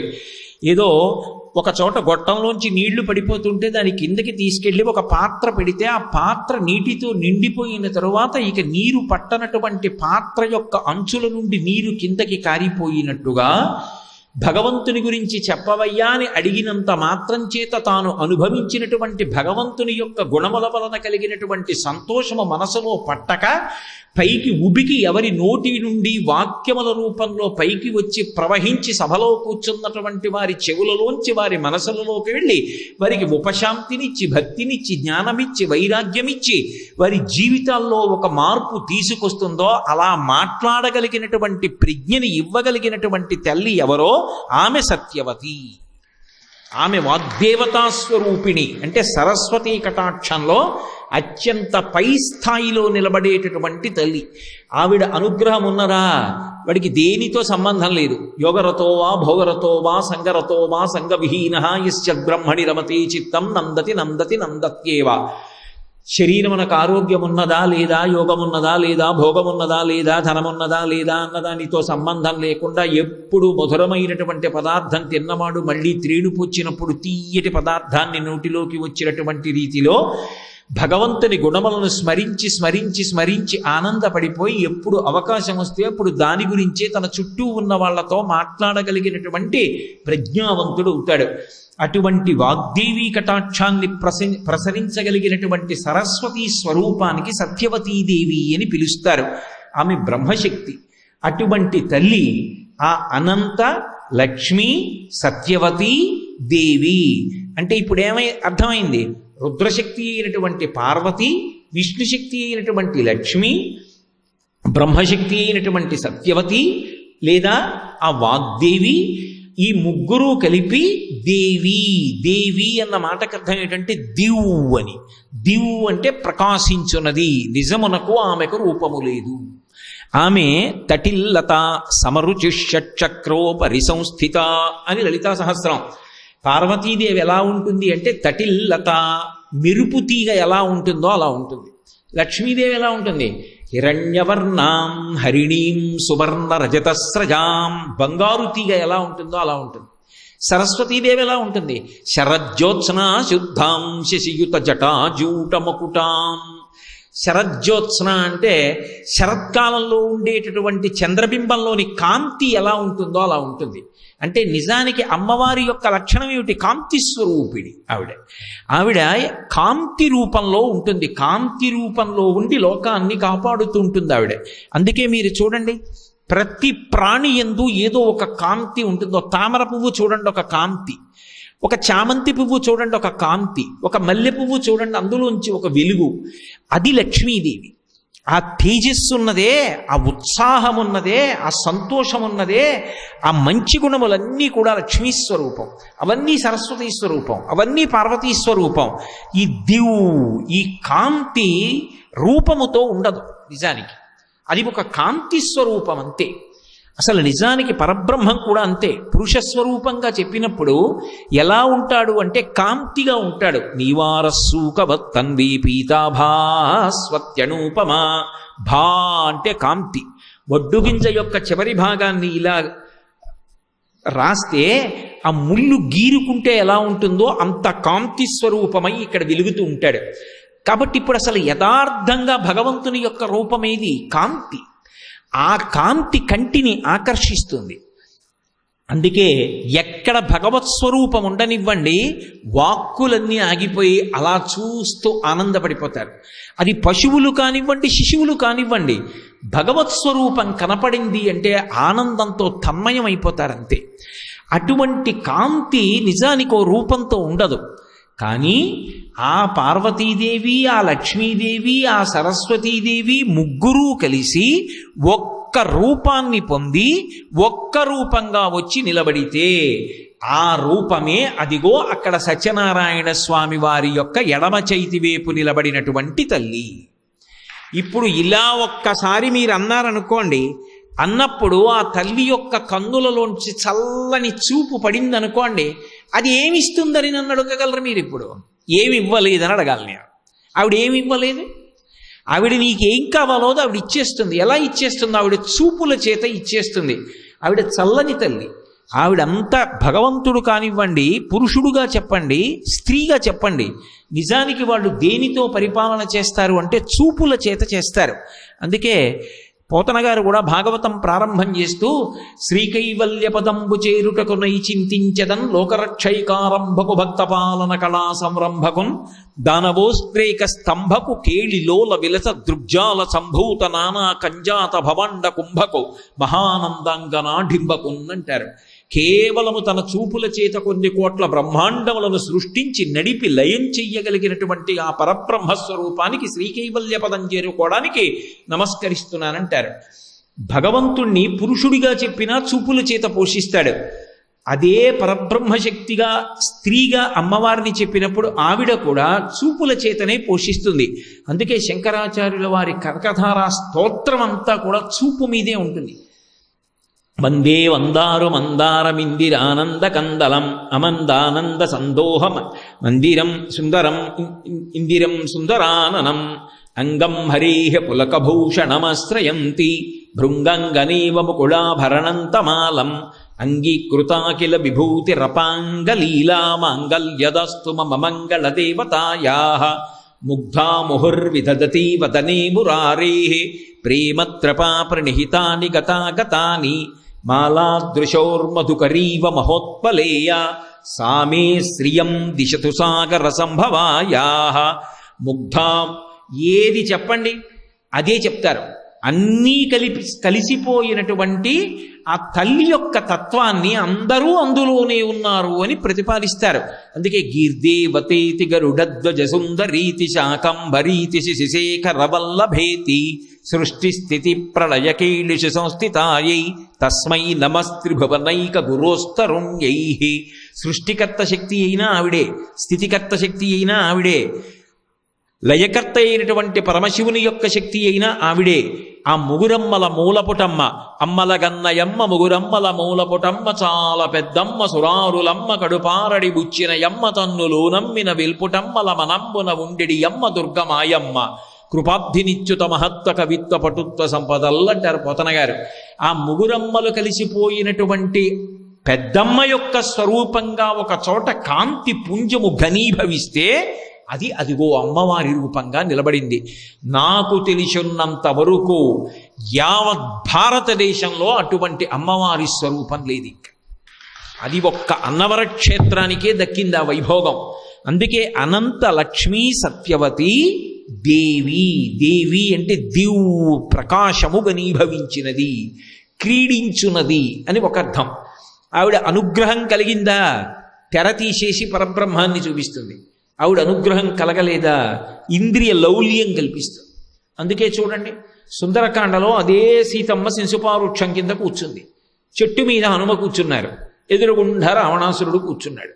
ఆవిడే చెప్పింది నిజానికి విధిస్తవ పదార్థాయ విహితో నత్ర సంశయ అంది. ఓరి రావణ, నీ తరం రా నన్ను తీసుకురావడం, నువ్వు తీసుకురాగలవా? నువ్వు తీసుకురాలేవు, నీ వల్ల కాదు. కానీ నాపహర్తుమహం శక్త్యా, నన్ను తీసుకురావడం, నన్ను అపహరించడం నీ చేతనైన పని కాదు. కానీ నేను ఎందుకు వచ్చానో తెలుసా? నువ్వు చచ్చిపోవడానికి ఇదొక్కటే మార్గం, అందుకు వచ్చాను. నన్ను నువ్వు అపహరించేటట్టుగా నీ యందు బుద్ధి పుట్టి నేను అపహరించి తెచ్చాననేటటువంటి అహంకారం నీకు కలిగితే నీ మృత్యువుని నువ్వు వండుకుంటున్నావురా అందావిడ. అదే తల్లిని పైనుంచి హనుమ చూస్తున్నారు. ఆహా, ఏమి తల్లి జగన్మాత! ఇటువంటి తల్లి లోకంలో ఎక్కడైనా ఉంటుందా? రాజ్యం వా స్త్రిశులోకేషు, ఈ లోకాలలో ఉన్నటువంటి సంపదనంతటినీ తీసుకొచ్చి తక్కెట్లో ఒక పక్కన పెట్టి ఒక పక్క సీతమ్మని పెడితే 3 లోకముల ఐశ్వర్యం ఈ తల్లిలో 16వ వంతుకు సరిపోదన్నారు. పైనున్న వారికి జగన్మాతగా కనపడుతోంది, ఎదురుగుండా నిలబడిన వాడికి సామాన్య స్త్రీగా కనపడుతోంది. ఎవడు అలా చూశాడో వాడి 10 తలలు తెగిపోయి రాబందులు తంతుండగా యుద్ధభూమిలో పడిపోయాడు. ఎవడు పైనుంచి అలా చూశాడో ఆయన భవిష్యత్ బ్రహ్మ అయ్యాడు. అలా చూడగలిగినా ఆవిడ అనుగ్రహమే, ఇలా చూసి పతనమైపోయినా ఆవిడ అనుగ్రహం లేకపోవడమే. అందుకే ఆవిడ క్రీడిస్తూ ఉంటుంది ఈ లోకంతో. ఎలా క్రీడిస్తూ ఉంటుంది అంటే మహామాయా విశ్వం భ్రమయసి పరబ్రహ్మ మహిషి అన్నారు శంకరాచార్యుల వారు సౌందర్యలహరిలో. ఏమిటి ఆవిడ ఆట అంటే ఎవరు భక్తితో వంగి నమస్కరించగలరో వాళ్ళని భగవంతుని వైపుకి తిప్పుతుంది. ఎవడు నమస్కరించలేక రెండు చేతులు కలపలేడో, ఎవడు వంగలేడో, ఎవడు అహంకారంతో ప్రవర్తిస్తాడో వాడి ఇంద్రియములకు మేత బాగా వేసి వాడు ఇంద్రియముల యొక్క సుఖమునకు లోలుడైపోయేటట్టుగా చేసి పతనం చేస్తుంది. అలా క్రీడిస్తుంది ఆవిడ. అలా క్రీడించగలిగినది కాబట్టి దేవి అమ్మా ఈ లోకమంతా కూడా నీకు బొమ్మరిల్లు, ఈ బొమ్మరింటితో నువ్వు ఆడుకుంటూ ఉంటావు, అటువంటి తల్లివి అని చెప్పడానికి ఆమె అనంత లక్ష్మీ సత్యవతీదేవి. మహాత్ములైనటువంటి వారు అలా దర్శనం చేశారు. అందుకే తిక్కన సోమయాజికి మహాభారతాన్ని ఆంధ్రీకరిస్తుంటే ఇద్దరిగా కనపడలేదు, ముగ్గురిగా కనపడలేదు ఆవిడ. శ్రీయన గౌరినాబరగు చెల్వగు చిత్తము పల్వవింప భద్రాయితమూర్తి హరిహరంబగు రూపము దాల్చి నమశివాయ విష్ణురూపాయ నమశివాయయంచు పల్కు భక్తజన వైదికాధ్యాయితకిచ్చమెచ్చు పరతత్వము గొల్చెద నిష్టసిద్ధికిన్ అన్నాడు ఆయన. శ్రీయన గౌరినాబరగు చల్వగు చిత్తము పల్లవింప అని మొదలుపెట్టాడు. ఆ శ్రీ ఈ గౌరి, ఆ లక్ష్మికి గౌరికి నాకు భేదం కనపట్టలేదు, ఇద్దరు కలిపి ఒక్కటే అన్నాడు. నిజానికి ఉండేది అంతే కదూ. లక్ష్మీ అష్టోత్తరం చెప్తూ నవదుర్గాం మహాకాళీం బ్రహ్మ విష్ణు శివాత్మికాం త్రికాల జ్ఞాన సంపన్నాం అని పిలవట్లా? పార్వతీదేవి నామాల్లో లక్ష్మీదేవి యొక్క నామాలు చెప్పట్లా? ఉండేటటువంటిది ఒకే ఒక్క తత్వము. ఆ తత్వము ఎప్పుడెప్పుడు ఎవరికి ఏది ఇవ్వాలో అది ఇవ్వవలసి వచ్చినప్పుడు ఆ దుస్తులు ధరించి కూర్చుంటుంది. ఆ ప్రభుత్వమే ఓ తప్పు చేసిన వాడిని పట్టుకున్నప్పుడు కాకి బట్టలు వేసుకుంటుంది. ఆ ప్రభుత్వమే చదువు చెప్పవలసి వచ్చినప్పుడు పాఠశాలలో ఉపాధ్యాయుడిగా ఉంటుంది. ఆ ప్రభుత్వమే పేదవాడికి ఎక్కువ బియ్యం ఇద్దాం అనుకున్నప్పుడు ఎంఆర్ఓ గారిగా ఉంటుంది. ఆ ప్రభుత్వమే ఆధ్యాత్మికమైన పురోగతి కల్పించాలనుకున్నప్పుడు దేవాలయానికి కార్యనిర్వహణాధికారిగా ఉంటుంది. ఆ ప్రభుత్వమే ఒకడికి సంతోషంగా వాడు కట్టినటువంటి పన్ను వల్ల వాడు ఏ ఇబ్బంది లేకుండా వెళ్ళిపోవాలనుకుంటే రహదారి వేయించి వాడిని పంపించడానికి రహదారులు నిర్మాణం చేస్తుంది. ప్రభుత్వం అంటే ఎక్కడైనా ప్రభుత్వము అని పేరుతో ఏమైనా కనపడుతుందా? ప్రభుత్వం అంటే వ్యక్తులలోకి ప్రవహించినటువంటి అధికారం. పరమేశ్వరుడు కూడా అంతే. అమ్మవారు సరస్వతీ కటాక్షం ఇవ్వాలనుకుంటే తెల్లటి బట్ట కట్టుకుని వీణ పట్టు కూర్చుని అనుగ్రహిస్తుంది. ఆ తల్లి లక్ష్మీ కటాక్షం ఇవ్వాలంటే పచ్చటి పట్టుబట్ట కచ్చు కూర్చుని ఐశ్వర్యాన్ని ఇస్తుంది. ఆ తల్లి శక్తిని ఇవ్వాలనుకున్నప్పుడు ఎర్రటి బట్ట కట్టుకుని అనుగ్రహిస్తుంది. ఎవరికి ఏది అనుగ్రహించాలన్నా ఆ శక్తి. మీరు ఎక్కడైనా దేవాలయంలో చూడండి, శివాలయం అంటే పార్వతీదేవి అంటాం. అసలు బ్రహ్మగారికి దేవాలయం లేదనుకోండి, ఒకవేళ శారదాదేవి గుడి అంటే సరస్వతీదేవి మందిరం. ఒకవేళ లక్ష్మీదేవి దేవాలయం అన్నామనుకోండి, ఆవిడ పద్మాంలో కూర్చుని లక్ష్మీదేవిగా ఉంటుంది. కానీ ఒక్క అన్నవరంలో ఉన్న గొప్పతనం ఏమిటో తెలుసా? ఆ తల్లి పరబ్రహ్మస్వరూపిణి కనుక దేవి. ఆ తల్లియే వాగ్రూపిణి, ఆ తల్లియే లక్ష్మి, ఆ తల్లియే పార్వతి. ఇన్ని కలిసినటువంటి మూలపుటమ్మ ఎవరున్నదో ఆ లలితాపరాభట్టారిక, ఆ కంచి కామాక్షి, ఆ పరదేవత, ఆమె ఎవరున్నదో ఆమెయే ఆ పీఠం మీద విరాజమానురాలై కూర్చుంది. అలా కూర్చుని పూజలు అందుకునేటటువంటి తల్లి అన్నవరం వినా వేరొక క్షేత్రంలో అలా ఉన్నది అని నేను అనుకోవట్లేదు. అలా పూజలు అందుకుంటోంది ఇక్కడ. ఆయనకి సత్యనారాయణ స్వామి వారికి కుడి చేతి వైపు పరమశివుడు ఉంటాడు. నేను నిన్న మీతో మనవి చేసి ఉన్నాను. ఇక్కడ ఉన్నటువంటి పరమాద్భుతమైనటువంటి విశేషాలలో ఒకటి యంత్రాలయం. మీరు చూడండి, ఆ యంత్రానికి చుట్టూ 4 దేవతలు ఉంటారు. విష్ణు పంచాయతనం. విష్ణు పంచాయతనం కాబట్టి మీరు ప్రదక్షిణ పురస్సరంగా బయలుదేరినప్పుడు మొట్టమొదట గణనాయకుడైనటువంటి విఘ్నేశ్వరుడు కనపడతాడు. ఇంకొంచెం ముందుకెళ్ళగానే మీకు సూర్య భగవానుడు కనపడతాడు. మళ్ళీ ఇలా కుడి చేతి వైపుకి తిరిగితే ఆ మూల బాలాత్రిపుర సుందరీదేవి కనపడుతుంది. ఇంకొంచెం యువతలకు వస్తే పరమశివుడు ఉంటాడు. మధ్యలో యంత్రాలయం ఉంటుంది. ఆ యంత్రానికి చక్రస్వరూపంగా బ్రహ్మగారు ఉంటాడు. స్తంభస్వరూపంగా పరమశివుడు ఉంటాడు. పైన బిందువు మీద విష్ణు స్వరూపంగా నారాయణమూర్తి సత్యనారాయణ స్వామి ఉంటారు. అంటే ఇప్పుడు ఇక్కడ ఉన్నటువంటి దేవాలయం ఎవరి దేవాలయం? 3 లోకములకు 3 కాలములకు 3 మూర్తులకును మూలమగుచు భేదమగుచుతువిక భేదమయ్యొప్పారు బ్రహ్మమనగ నీవే ఫలనయన అంటారు పోతన గారు. హరి హర హిరణ్య గర్భాత్మకమైనటువంటి సత్యనారాయణ స్వామి అంటే ముగ్గురు మూర్తులు కలిసి కొలువైనటువంటి స్వరూపం. సృష్టికర్త, స్థితికర్త, ప్రళయకర్త ముగ్గురు యొక్క సమాహార స్వరూపమే సత్యనారాయణ స్వామి. ముగ్గురు కలిపి దేవాలయమునందు విరాజమానులై ఉన్నారు. ఎవ్వడు సృజించు ప్రాణుల ఎవ్వడు రక్షించు త్రుంచు ఎవ్వడనంతుండెవ్వడు విభుడెవ్వడు వాడివ్విధమున మనుచు వెనుచు హేళారతుడై అంటారు పోతన గారు భాగవతంలో. ఎవ్వడు సృజించు ప్రాణుల, ఎవ్వడు ఈ లోకాలన్నింటినీ సృష్టిస్తున్నాడో వాడు బ్రహ్మగారు, ఎవడు పడగొడుతున్నాడో వాడు శివుడు, ఎవడు నిలబెడుతున్నాడో వాడు విష్ణువు. అంటే ఉన్నదొక్కడే, వాడు మూడుగా కనపడుతుంటాడు. ఏకస్త్వమేవ బహుధా భవభాసి లోకే నిశంకధీర్ వృషభకేతన మల్లినాథ శ్రీభ్రామరి ప్రియ సుఖాశ్రయ లోకనాథ శ్రీమల్లికార్జున విభో తవ సుప్రభాతం అంటారు మల్లికార్జున సుప్రభాతంలో. ఆ ఉన్న ఒక్క పదార్థమే మూడుగా మారుతోంది. అలా ఎలా మారుతుందండి అని మీకు అనుమానమా? నేను మీకు ఒక విషయం చెప్తాను. నేనే ఓ కాగితం తీసుకొచ్చాను, ఓ కాగితం పడవ తయారు చేశాను. ఇప్పుడు ఆ పడవకి సృష్టికర్త ఎవరు? నేనే. ఇప్పుడు ఆ పడవని తీసుకెళ్లి నీళ్లలో వేశాను. అది చక్కగా నీళ్ల మీద వెడుతోంది, వాన పడుతోంది, చూరులోంచి వానపడి నీళ్లు ఎడుతున్నాయి. ఆ పడవ చక్కగా వెడుతోంది. ఓ ఎంత అందంగా వెడుతోందో పడవని నా మనవణ్ణి తీసుకొచ్చి చూడరా పడవ ఎలా వెడుతోందో అన్నాను. తాత పడవ ఒక్కటి వెడితే ఎలా, పడవలో ఎవరన్నా కూర్చోవద్దు అన్నాడు. ఓ చిన్న ప్లాస్టిక్ బొమ్మ ఒకడిని తీసుకొచ్చి అందులో పెట్టా, చూడరా పడవ ఎక్కి ఎలా వెడుతున్నాడో అన్నాను. ఆ పడవ వెడుతోంది. కాసేపటికి అది నీళ్లు పీల్చుకుని ఉరుగుతోంది. మనవాడిని లోపలికి వెళ్ళమని ఆ పడవ ఇంకా పనికి రాదని తీసేసి చివికిపోయిందని దాన్ని చుట్టేసేసి చింపి అవతల పారేసి బొమ్మ తీసుకెళ్లి లోపల పెట్టాను. ఇప్పుడు ఆ పడవని పాడు చేసిన వాడెవరు? నేనే సృష్టికర్త, నేనే స్థితికర్త, నేనే ప్రళయకర్త. ఒక్కొక్కటి చేసినప్పుడు నేను బ్రహ్మ, నేను విష్ణువు, నేను పరమశివుడు. అంటే పరమశివుడు అంటే పాడు చేసేవాడు ఒక్కటే అని అర్థం చేసుకోకండి. లయకర్త పరమేశ్వరుడు అన్న మాటకు అర్థం ఏమిటంటే రాత్రి నిద్రాకాలిక సుఖాన్ని ఇచ్చేవాడు కాబట్టి ఆయనకి లయకర్త అని పేరు. స్వల్పకాలిక లయం, నిద్రాకాలిక సుఖాన్ని ఇస్తాడు ఆయన. రాత్రి నిద్రాకాలిక సుఖాన్ని ఇచ్చి మనం అందరం ఇంద్రియాల చేత సుఖములను అనుభవించి బడలిపోతే, ఇంద్రియములకు శక్తిని ఇవ్వకపోతే, తెల్లవారి లేచేటప్పటికి మళ్ళీ ఇంద్రియములు ఉత్సాహంగా నిలబడకపోతే మన పనులు మనం ఎలా చేసుకుంటాం? కాబట్టి శివుడు చేసే మొదటి ఉపకారం. రెండవది ఆత్యంతిక ప్రళయం, జ్ఞానం ఇస్తాడు.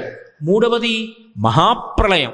ఎన్ని కోట్ల జన్మలెత్తినా భగవంతుణ్ణి పొందలేకపోతే ఆఖరణ ఉరే నేనే మిమ్మల్ని పొందేస్తానులేనరా అని మైనపు ముద్ద నల్లపూసల మధ్యలోకి వచ్చి పడి అంటించుకున్నట్టు జీవులందరినీ తానే పొందేస్తాడు. కాబట్టి ఇప్పుడు పరమేశ్వరుడు చేసేది కూడా మహోపకారమే. అసలు మీకు తత్వంలో ఒక విషయాన్ని పరిశీలనం చేస్తే సృష్టికర్త అని చెప్పబడినటువంటి బ్రహ్మగారు ఎవరుంటాడో ఆయన స్థితికర్త కూడా. తపస్సు చేసిన వాళ్ళందరికీ వరాలు ఎవరిస్తారు? బ్రహ్మగారు ఇస్తారు. అప్పుడు బ్రహ్మగారు ఎవరు? స్థితికర్త. బ్రహ్మగారికి ఒక్కొక్కసారి ఆగ్రహం వస్తూ ఉంటుంది. బ్రహ్మగారికి ఆగ్రహం వస్తే శపిస్తూ ఉంటాడు, అప్పుడు లయకర్త. అలాగే శ్రీ మహావిష్ణువు ఉన్నారు, ఆయన కేవలం తన సంకల్పము చేత లోకములను సృజిస్తాడు, అప్పుడు సృష్టికర్త. ఆయన మహాప్రళయంలో తానొక్కడే వటపత్రసాయి అయి కరారవిందేన పదారవిందం ముఖారవిందే వినివేశయంతం వటస్య పత్రస్య పుటేశయానం బాలం ముకుందం మనసస్మరామి. అప్పుడు ఆయన ఎవరు? ప్రళయకర్త. పరమశివుడు ఉన్నాడు, ఆయన తలుచుకున్నాడా అన్నిటినీ మహాప్రళయంలో తనలోకి తీసుకుని మళ్ళీ పునః సృష్టి చేసినప్పుడు మళ్ళీ అన్నిటినీ బయటికి తీస్తాడు.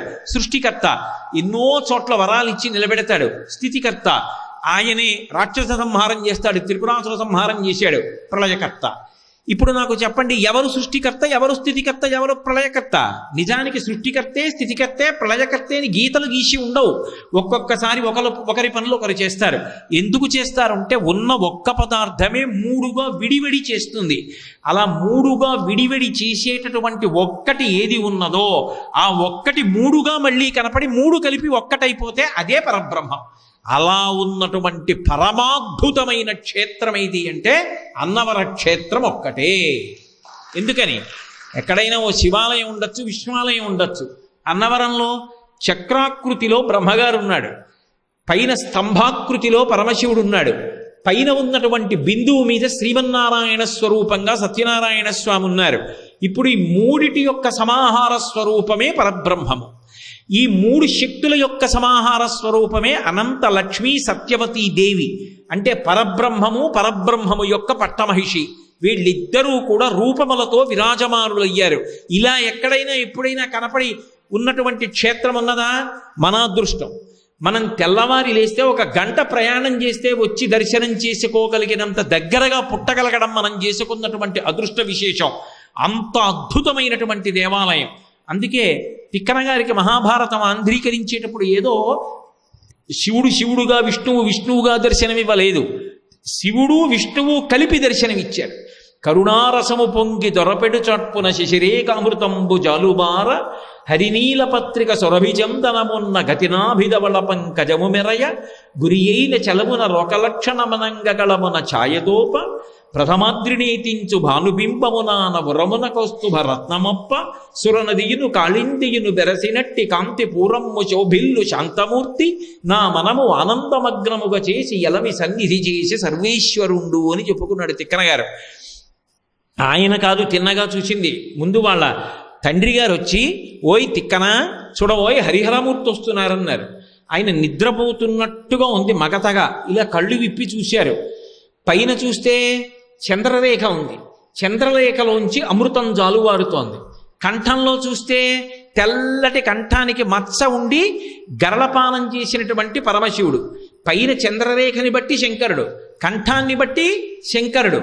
నాభి దగ్గర చూస్తే ఓ తామర పువ్వు పుట్టి అందులోంచి బ్రహ్మగారు ఆడుకుంటున్నాడు, శ్రీ మహావిష్ణువు. వక్షస్థలంలో చూస్తే కౌస్తుభరత్నం ఉంది, విష్ణువు. తెల్లటి గంగానది, నల్లటి యమునా నది రెండూ కలిసి వచ్చి సంగమిస్తే ఎలా ఉంటుందో అలా తెల్లటి శివుడు, నల్లటి విష్ణువు కలిసి హరిహరాద్వైతమూర్తిగా నాకు దర్శనమిచ్చారని తిక్కన గారు రాసుకున్నారు. అదృష్టం తిక్కన గారు ఒక్కరే అటువంటి అద్భుతమైనటువంటి దర్శనాన్ని పొంది మనకు మహాభారతాన్ని ఇచ్చారు.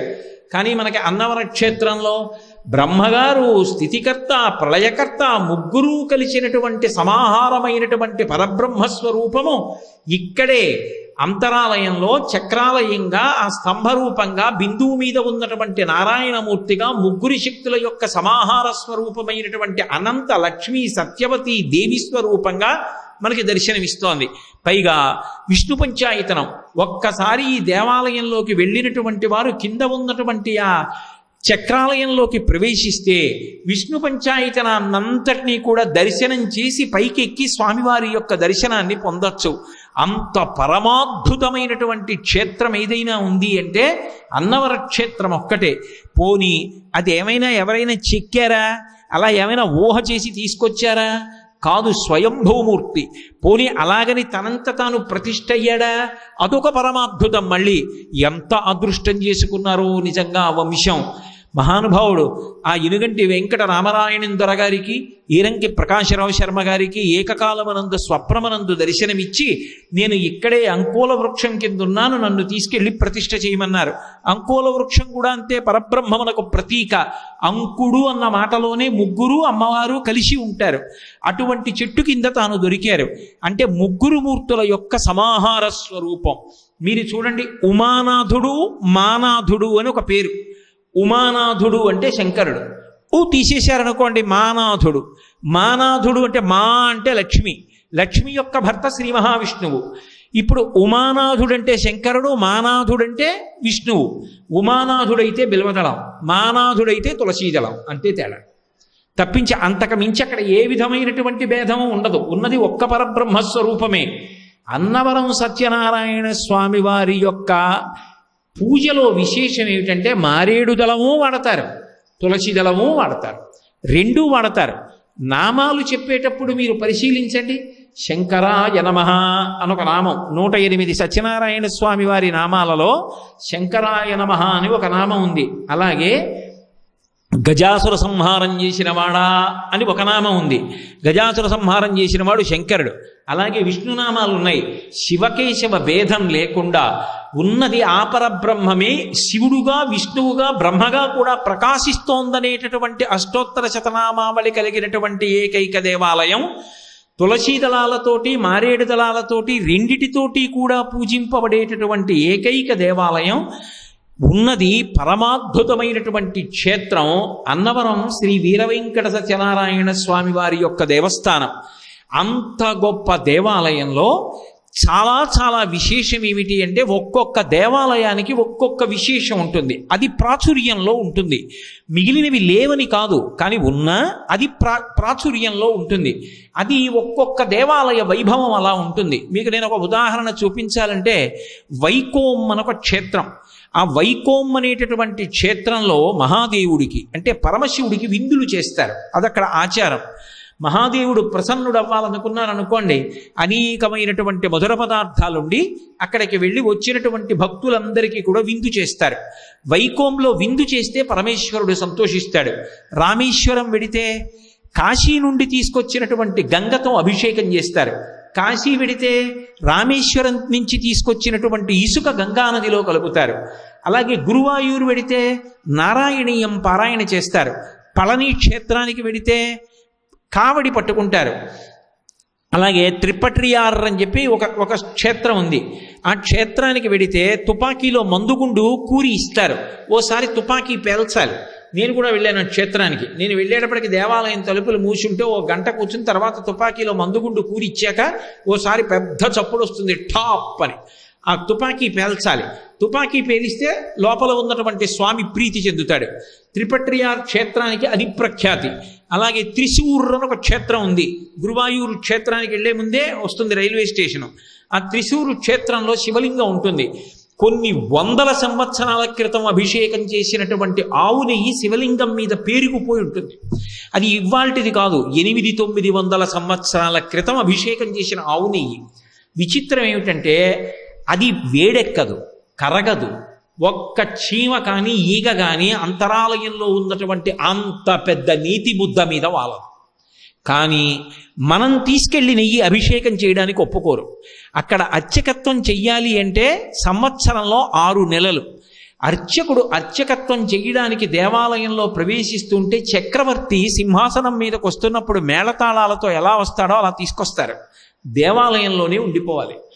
6 నెలలు ఉండిపోయి అర్చన చేస్తారు. ఆయన చేత్తో చేస్తాడు అభిషేకం. మనం డబ్బు కడితే వాళ్లే పట్టుకెళ్ళి ఇస్తారు.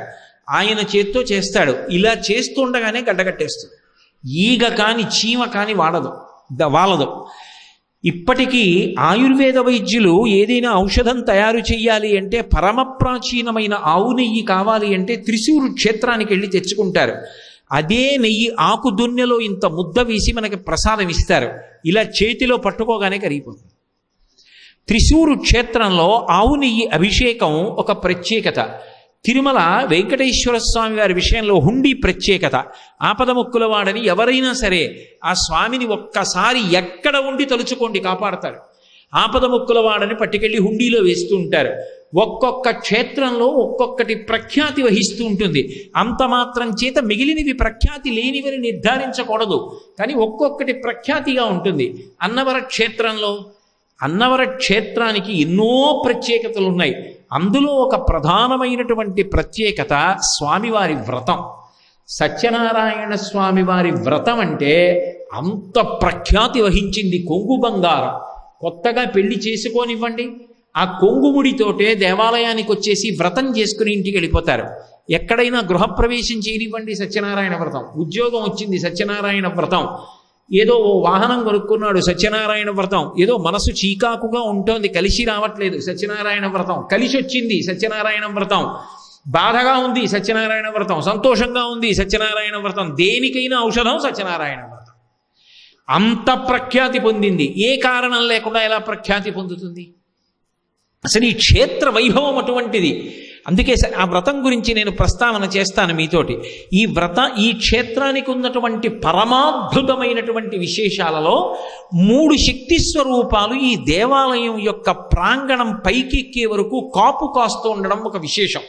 కింద నేరెళ్ళమ్మ తల్లి, ఆమె ఇవాళ గ్రామదేవతగా ఉంది. ఆవిడికి వైశాఖ మాసంలో బహుళపక్షంలో షష్ఠి నాడు ప్రారంభం ఉత్సవాలు. చతుర్దశి నాడు జాగరణ చేస్తారు. అమావాస్య నాడు చేసేటటువంటి ఉత్సవంతో పూర్తయిపోతుంది. 8 రోజులు గరగలు ఊరేగిస్తారు. చైత్రమాసంలో వచ్చేటటువంటి బహుళపక్షంలో షష్ఠి తిథి నుంచి అమావాస్య పర్యంతం కింద ఉన్నటువంటి కనకదుర్గమ్మకి విశేషమైనటువంటి ఉత్సవాలు. ఆవిడికి కూడా అంతే. చతుర్దశి నాడు జాగరణ, అమావాస్యతో ఉత్సవాలు పూర్తవుతాయి. అంత వైభవాన్ని వహించినటువంటి తల్లి ఆ నేరెళ్ళమ్మ అసలు ఈ కొండ ఎక్కడ ఉన్నది అన్న విషయంలో అనుమానం వస్తే మహానుభావుడు ఆ ఇనుగంటి వెంకట రామనాయుని దొరగారికి, ఈరంకి ప్రకాశరావు శర్మ గారికి ఇది ఈ రత్నాచలము, ఇది రత్నగిరి అని అంచనా దొరకడానికి అవకాశం ఇచ్చింది ఎవరు అంటే నేరెళ్ళమ్మ తల్లి. ఎందుకంటే ఆ తల్లి కొమరగిరిలో ఉండేదిట. ఇక్కడ కొండ లేదు, రత్నాలు లేవు, నేను రత్నగిరి ఎక్కడుంటుందో అక్కడికి వెళ్ళిపోతానని ఆ తల్లి బయలుదేరి వచ్చి ఇక్కడ నిలబడింది అంటారు పెద్దలు. ఆవిడ ఇక్కడికి వచ్చి నిలబడింది కాబట్టి ఇది రత్నగిరి అని గుర్తుపట్టారు. అటువంటి నేరెళ్ళమ్మ తల్లి గ్రామదేవతగా ఉండి కొండ కింద రక్షణ చేస్తూ ఉంటుంది. నేరెళ్ళమ్మ తల్లిని దాటి కొండ మీద 4 మెట్లు ఎక్కారనుకోండి, కనకదుర్గమ్మ తల్లి దర్శనమిస్తుంది. కనకదుర్గ అంటే బంగారు స్వరూపిణి అని, విజయవాడ కనకదుర్గమ్మ అని పిలుస్తాం మనం. కనకదుర్గమ్మ ద్విభుజి, 2 చేతులతో ఉంటుంది. అనంతలక్ష్మీ సత్యవతీదేవి కూడా అంతే. ఒక చెయ్యి ఇలా సాపి ఉంటుంది, ఒక చేత్తో అభయహస్తం. ఆ తల్లి లోకాన్నంతటినీ కూడా అనుగ్రహిస్తూ ఉంటుంది, ఇలా పద్మాన్ని పట్టుకుని ఉంటుంది. అలాగే కింద ఉన్నటువంటి కనకదుర్గమ్మ తల్లి కూడా 2 చేతులతో ఉంటుంది. ఒక చెయ్యి ఇలా చాపి ఉంటుంది, ఒక చేతిలో ఖడ్గాన్ని పట్టుకొని ఉంటుంది. దుర్గాదేవి ఎక్కడైనా ఉంది అంటే వాళ్ళ అదృష్టవంతులు. అన్నవర క్షేత్రానికి ఉన్నటువంటి వైభవం ఏమిటో తెలుసా? బహుశः నాకు తెలిసినంత వరకు ఎక్కడ ఇటువంటి క్రమం ఉండదు. ఒకటి, ఆ శక్తి స్వరూపిణి తనంత తాను కదిలి వచ్చి కొండ కింద నిలబడినటువంటి నేరెళ్ళమ్మ తల్లి గ్రామదేవతగా కాపు కాస్తూ ఉంటుంది. కొద్ది మెట్లెక్కగానే కనకదుర్గమ్మ కనపడుతుంది. దుర్గా అన్న మాటలోనే అంత శక్తి ఉంటుంది. ఆవిడ ఏం చేస్తూ ఉంటుంది అంటే దుఃఖాత్ గమయతేతి, ఆవిడ దుఃఖాన్ని పోగొడుతుంది. అందుకే పెద్దలు ఇప్పటికీ ఒక పని చేస్తారు. నిద్ర లేవగానే భూమికి నమస్కారం చేసి నిలబడి 3 మాటలు దుర్గా దుర్గా దుర్గా అంటారు అని పని మొదలు పెడతారు. దుర్గానామం చెప్పకుండా ఏ పని చెయ్యరు. నిద్ర లేచి నేల మీద నిలబడితే ఒక్కసారి దుర్గా దుర్గా దుర్గా అంటారు. ఎందుకని అంటే ఒక్కసారి దుర్గమ్మని తెలిచినంత మాత్రం చేత ఆమె దుఃఖాన్ని దూరం చేస్తుంది. అంత గొప్ప శక్తివంతురాలు. తిరుగులేని శక్తి స్వరూపాలలో ఒకటి దుర్గమ్మ. తంత్రశాస్త్రంలో ఏం చెప్తారంటే విష్ణు స్వరూపాల్లో పరిపూర్ణావతారం శ్రీకృష్ణావతారం. శ్రీకృష్ణావతారం పరిపూర్ణావతారం అన్న మాటకు అర్థం ఏమిటంటే అన్ని అవతారములలో ఉండేటటువంటి తేజస్సుని కూడా తనలోకి తీసుకోగలిగినటువంటి చైతన్యము కృష్ణావతారమునందుంది. అందుకని దాన్ని పరిపూర్ణావతారం అంటారు. విష్ణువు యొక్క అవతారములలో శ్రీకృష్ణావతారము ఎంత శక్తివంతమో పరిపూర్ణావతారమో, అమ్మవారి యొక్క అవతార విశేషముల యందు అంత పరిపూర్ణత్వము కలిగినటువంటి లక్షణమున్నది ఎవరు అంటే దుర్గమ్మ.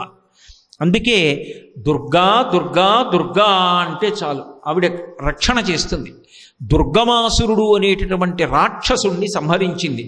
అంతేకాదు దుర్గతిం గమయతి దురయతీతి సా దుర్గా, దుర్గతులు పొందకుండా కాపాడుతుంది. అంటే దుష్టమైన ఆలోచనలు మనసులో బాగా స్థిరపడిపోయి చెయ్యరాని తప్పులు చేసి ఆ తప్పుల వలన పాపం మూట కట్టుకొని శరీరం పడిపోయిన తరువాత కొన్ని కోట్ల జన్మలు మళ్ళీ తిరియక్కుగా, అంటే భూమికి అడ్డంగా వెన్నుపా ఉండేటటువంటి ప్రాణిగా పుట్టవలసినటువంటి దౌర్భాగ్యాన్ని పోగొట్టి మంచి ఆలోచనలనిచ్చి మంచి కార్యాలు చేసేటట్టుగా మనిషిని తీర్చిదిద్దగలిగినటువంటి భావ ప్రచోదన చెయ్యగలిగినటువంటి బుద్ధి ప్రచోదన శక్తికి దుర్గా అని పేరు. అందుకే కాత్యాయనాయ విద్మహే కన్యకుమారి ధీమహి తన్నో దుర్గి ప్రచోదయాత్ అంటారు. ప్రచోదయాత్ అన్న మాటకు అర్థం ఏంటంటే మా బుద్ధులను ప్రేరేపించుగాక. ఆమె మన బుద్ధుల్ని ప్రేరేపిస్తుంది. దేని వైపు? దుర్గతి వైపు నుండి తప్పించి సద్గతి వైపుకి నడిపిస్తుంది. పైగా దుర్గ ఎక్కడ ఉంటుందో అక్కడ నిర్భీతి, భయం ఉండదు. అందుకే భయహారిణి అని పేరు. భయాన్ని పోగొట్టగలిగినది దయాసముద్రము. అంతటి కారుణ్యము కలిగినటువంటి తల్లి ఎవరు అంటే దుర్గమ్మ. అందుకే ఎవరు పాపాత్మలో వారికి భయంకర స్వరూపంతో ఉగ్రమైన లక్షణంతో కనపడుతుంది. పరమ భాగవతోత్తములైనటువంటి వారికి కన్న తల్లిలా కాపాడుతుంది. అటువంటి దుర్గమ్మని పోతనగారంతటి వారు కీర్తించారు. అటువంటి తల్లి చేత ఖడ్గం పట్టుకుని కింద కూర్చుని ఉంటుంది విభుజి. ఆమె కనకదుర్గమ్మ, మహాప్రసన్నమూర్తి. అటువంటి తల్లికి నమస్కారం చేసి కొండ మెట్లు ఎక్కుతారు. కొన్ని వందల మెట్లో వేల మెట్లో ఎక్కవలసిన అవసరం లేకుండా కొండ శిఖరం చేరడానికి అవకాశం కలిగినటువంటి పరమాద్భుతమైనటువంటి క్షేత్రములలో అగ్రగణ్యమైనటువంటి క్షేత్రం ఏదైనా ఉంటే అది అన్నవర క్షేత్రం. ఎందుకంటే నేరెళ్ళమ్మ దర్శనం చేసి కనకదుర్గమ్మ దర్శనం చేసి మెట్లెక్కి ఇక్కడికి రావచ్చు. వచ్చేటప్పుడు వనదుర్గ కనపడుతుంది. వనదుర్గ పరమాద్భుతమైనటువంటి స్వరూపం. నన్ను నమ్మండి, అన్నవర గ్రామంలో నివసించేటటువంటి ప్రజలు మహాదృష్టవంతులు. నేను ఎందుకు ఈ మాట అంటున్నానో తెలుసా? అసలు వనదుర్గా స్వరూపం వనమునందు ప్రతిష్ఠ చేయబడినది కానీ వనమునందున్నది కానీ కనపడడమే కష్టం. అసలు అలా ఉండదు. ఎక్కడైనా వనదుర్గని ప్రతిష్ఠ చెయ్యొచ్చు, కానీ అసలు వనదుర్గా తత్వం గురించి చెప్తూ పెద్దలు ఒక మాట అంటారు. నిజానికి నేను వనదుర్గా అన్న ఒక్క విషయం యొక్క తంత్రం, దాని విశేషాల గురించి చెప్పాలంటే ఎంతో సమయం అవసరం అవుతుంది. కానీ అంత దూరం వెళ్ళలేను కాబట్టి విహంగ వీక్షణంగా వనదుర్గా వైభవాన్ని ప్రస్తావన చేస్తాను. వనదుర్గ హోమం చేస్తూ ఉంటే వాడేటటువంటి మంత్రములు, ఆ శబ్దములు అంత శక్తివంతంగా ఉంటాయి. అందుకే కొన్ని అధ్యాయాలు దాటిన తరువాత 6వ నెల దాటిపోయినటువంటి గర్భిణీ స్త్రీ ఉంటే వినవద్దంటారు. ఆ శబ్దములు అలా ఉంటాయి. అంత గొప్పగా ఉంటుంది వనదుర్గ హోమం. ఆ తల్లి వనమునందు ప్రతిష్ఠింపబడుతుంది, వనమునందు నివాసం ఉంటుంది. ఆవిడకి ఒక విచిత్రమైన లక్షణం. ఆమె ఎందుకు అలా ఉంటుంది? ఆమె భయహారిణి అయి ఉంటుంది. వనదుర్గ ఎక్కడైనా ఉంది అంటే భయం పోయిందని గుర్తు. ఎప్పుడైనా వనదుర్గ దర్శనం చేశాడనుకోండి, వాడిని తరువుకొచ్చేస్తున్నటువంటి ఆపద ఏదైనా ఉంటే ఆవిడ పక్కకి తీసేస్తుంది. వాడు భయపడవలసిన అవసరాన్ని తీసేస్తుంది. వనమునందున్నది అన్న మాటకి 2 అర్థాలు. వనము భయహేతువు, ఒక్కటే గుర్తుపెట్టుకోండి. మనందరం ఊళ్ళో ఉంటాం. అదే నేను మంచి అరణ్యం మధ్యలో ఒక గొప్ప భవనం కట్టి, అయ్యా మీరు ఇళ్ళు అందులో ఉండండి అన్నాను అనుకోండి, నేను ఏమీ మీరు ఇవ్వక్కర్లేదు ఉచితంగా ఉండండి అన్నా ఎవరు వెళ్ళి ఉండరు. ఎందుకు ఉండరు? అమ్మో అది కీకారుణ్యం అండి, అరణ్యంలో ఎక్కడుంటామండి అంటారు. అరణ్యము భయహేతువు. దేని వలన? అరణ్యము చోరులకు నివాస స్థానం, దొంగలుంటారు. అన్నిటిని మించి క్రూర మృగాలు ఉంటాయి, విషసర్పాలుంటాయి, భయంకరమైనటువంటి పక్షులుంటాయి. బాగా చీకటి పడిపోయిందనుకోండి, ఆ ప్రాంతంలో తిరగడానికి ఇష్టపడరు. అరణ్య ప్రాంతము అంటే భయహేతువు. వనము భయము ఈ 2 పర్యాయ పదాలు. అందుకే వనే వా హర్మ్యే వా అంటారు శంకరాచార్యులు వారు సౌందర్యలహరిలో. అమ్మవారి అనుగ్రహం పొందిన వాడికి హర్మ్యంలో ఉన్నా వనంలో ఉన్నా ఒక్కటే. వనదుర్గ అన్న మాటకు అర్థం ఏమిటో తెలుసా? ఆవిడ కాని ఉన్నదా వనమునందులు ఉన్నా భయం లేదు. ఆవిడ క్రూర మృగములు చెనకకుండా, భయంకరమైన సర్పములు చెనకకుండా, చోరులు దాడి చెయ్యకుండా కాపాడగలిగినటువంటి భయహారిణి. వనదుర్గ ఎక్కడ ఉన్నదో అక్కడ భయమన్న మాటకు తావులేదు. అంత గొప్ప స్వరూపం. వనదుర్గలో పెద్దలు ఒక విశేషం చెప్తారు. అరణ్య ప్రాంతం కానీ ఉన్నా, కొండ ఉన్నా ఆవిడ తిరుగుతుంది అంటారు. నేను అనేక చోట్ల పెద్దల వలన విన్నాను, కొన్ని విశేషాల్లో చదివాను. అనుభవజ్ఞులైనటువంటి విద్వాంసులకు తెలిసి ఉండాలి ఆ అనుభవం. బాగా చీకటి పడిన తరువాత ఇక్కడ కూడా వనదుర్గ ఈ దేవాలయాల చుట్టూ తిరుగుతుంటుంది అంటారు. కాశీపట్టణంలో ఎలా అయితే ఆ తల్లి వారాహి తిరుగుతూ ఉంటుందో, తెల్లవారకట్ట దేవాలయ ప్రవేశం చేస్తుందో, అన్నవర క్షేత్రంలో వనదుర్గ విహారం చేస్తుంది అంటారు. ఆ వనదుర్గకి ఆ పేరు రావడానికి 2వ కారణం ఉంది. వనము అన్న మాటకి పర్యాయ పదం అరణ్యం. వేదాన్ని 3గా విభాగం చేస్తారు. చేసినప్పుడు ఒకటి సంహితాభాగము అంటారు, 2వది బ్రాహ్మణము, 3వది ఆరణ్యకము అంటారు. ఇందులో సంహితాభాగం అందరూ సాధారణంగా చదువుకుంటారు. సంహితాభాగం దేనికి వాడతారు అంటే, ఏదో కామ్యకర్మలు అంటే నాకు ఇది కలిసి రావాలి, నాకు ఈ కోరిక తీరాలి అని దేవతల్ని ఉద్దేశించి చేసేటటువంటి యజ్ఞంలో సంహితాభాగాన్ని వాడతారు. అదే యజ్ఞక్రతువులో బ్రాహ్మణాన్ని కూడా ఉపయోగిస్తారు. ఇవన్నీ కూడా కామ్యములు తీరి చిట్ట చివరికి దేనికి ప్రయోజనం అవుతాయంటే చిత్తశుద్ధికి కారణమవుతాయి. చిత్తశుద్ధి కలిగిన తరువాత ఆరణ్యకాన్ని పఠిస్తారు. దానికి నిజానికి ఆ పేరు ఎందుకు వచ్చింది అంటే వానప్రస్థ అయిపోయిన తరువాత ఆరణ్యకం జోలికి ఎడతారు అన్నారు. ఎందుకంటే ఇక వానప్రస్థు అన్న మాటకు అర్థం ఏంటంటే చాలు, అనుభవించవలసిన సుఖాలు అనుభవించాను, మనవణ్ణి చూసేశాను, ఇంకా ఎందుకు, కాబట్టి నేను ఈ నగరాన్ని విడిచిపెట్టేస్తానని దూరంగా ఉన్నటువంటి అరణ్యంలోకి వెళ్ళిపోయి భార్యతో కలిసి కుటీరం వేసుకుని ఉంటాడు. వేద హృదయము ఏది ఉంటుందో, ఏది జ్ఞానమునకు సంబంధించి ఉంటుందో, ఏది చదువుకున్నంత మాత్రం చేత ఆత్మతత్వము ప్రకాశిస్తుందో దాన్ని అరణ్యంతో కలిపి చెప్తారు. అందుకే బృహదారణ్యకోపనిషత్, చాలా పెద్ద అరణ్యము అనే ఉపనిషత్తుకు ఒక పేరు బృహదారణ్యకోపనిషత్. ఆ అరణ్యము అన్న మాట, వనము అన్న మాట పర్యాయ పదాలు. అందుకే మహావిద్య అని పిలుస్తారు. విద్య, విద్ అంటే తెలుసుకునుట, విద్దన్న ధాతువులోంచే వేదం వచ్చింది. ఏది తెలుసుకున్న తర్వాత ఇక వేరొకటి తెలుసుకోవలసిన అవసరం లేదో, ఏది తెలియడం నీ మోక్షమునకు కారణమవుతుందో అది వేదము, అది ప్రమాణం. అటువంటి వేదము యొక్క సారము ఏది ఉన్నదో అది మహావిద్య. మహావిద్య అన్న మాటకి అర్థం ఏంటంటే మోక్ష విద్య. ఆ విద్య బంధనాలన్నింటినీ కూడా తెంచేస్తుంది. అది సంచితాన్ని ప్రారబ్ధాన్ని కాల్చేస్తుంది. కాల్చేసి ప్రారబ్ధాన్ని అనుభవించక తప్పదు, సంచితం అంతా కాలిపోతుంది. కాబట్టి ఆగామి ఉండదు, ఇక మళ్ళీ జన్మ ఎత్తవలసిన అవసరం ఉండదు. కేవలము ప్రారబ్ధము పూర్తయిపోయే వరకు మాత్రమే ఉంటాడు. విడిచిపెట్టిన బాణాన్ని వెనక్కి తీయడం ఎలా కుదరదో అలా ఈ వచ్చినటువంటి శరీరం కష్టమో సుఖమో పడిపోతుందంతే. తాను సాక్షి మాత్రంగా ఉండి శరీరాన్ని విడిచిపెట్టేసి అద్వైతానుభూతి యందు ఓలలాడి విడుదల పొందుతాడు. ఆ విడుదల పొందేటటువంటి ప్రక్రియకు మోక్షం అంటారు. ఆ మోక్షమునకు కారణమైనటువంటి వేదసారాన్ని ఆరణ్యకం అంటారు. ఆ ఆరణ్యమునకు మరొక పర్యాయ పదము మహావిద్య. ఆ మహావిద్య ఎక్కడ పారాయణ చేస్తారంటే వనదుర్గ ఉంటే పారాయణ చేస్తారు. వనదుర్గ ఉన్న చోట మహావిద్య పారాయణ అవుతూ ఉంటే ఒకసారి వెళ్ళి కూర్చుంటే చాలు, వాడు ధన్యుడు. నేను ఇక్కడ విన్నాను, ఎవరో పిఠాపురం నుంచి ఒక విద్వాంసుడు వస్తూ ఉంటారట. పరమ నియమంతో వారు వనదుర్గ దేవాలయంలో కూర్చుని మహావిద్య పారాయణ చేస్తూ ఉంటారు. అది దొరకమంటే దొరికే అవకాశం కాదు. అన్నవర క్షేత్రవాసులు అదృష్టవంతులు. అటువంటి వనదుర్గని దర్శనం చేసుకోవచ్చు. విశాలమైనటువంటి ముఖమంటపం. ఆవిడ దగ్గరికి వెళ్ళి ఏం అడగక్కర్లేదు, ఓసారి నేల మీద పడిపోతే చాలు.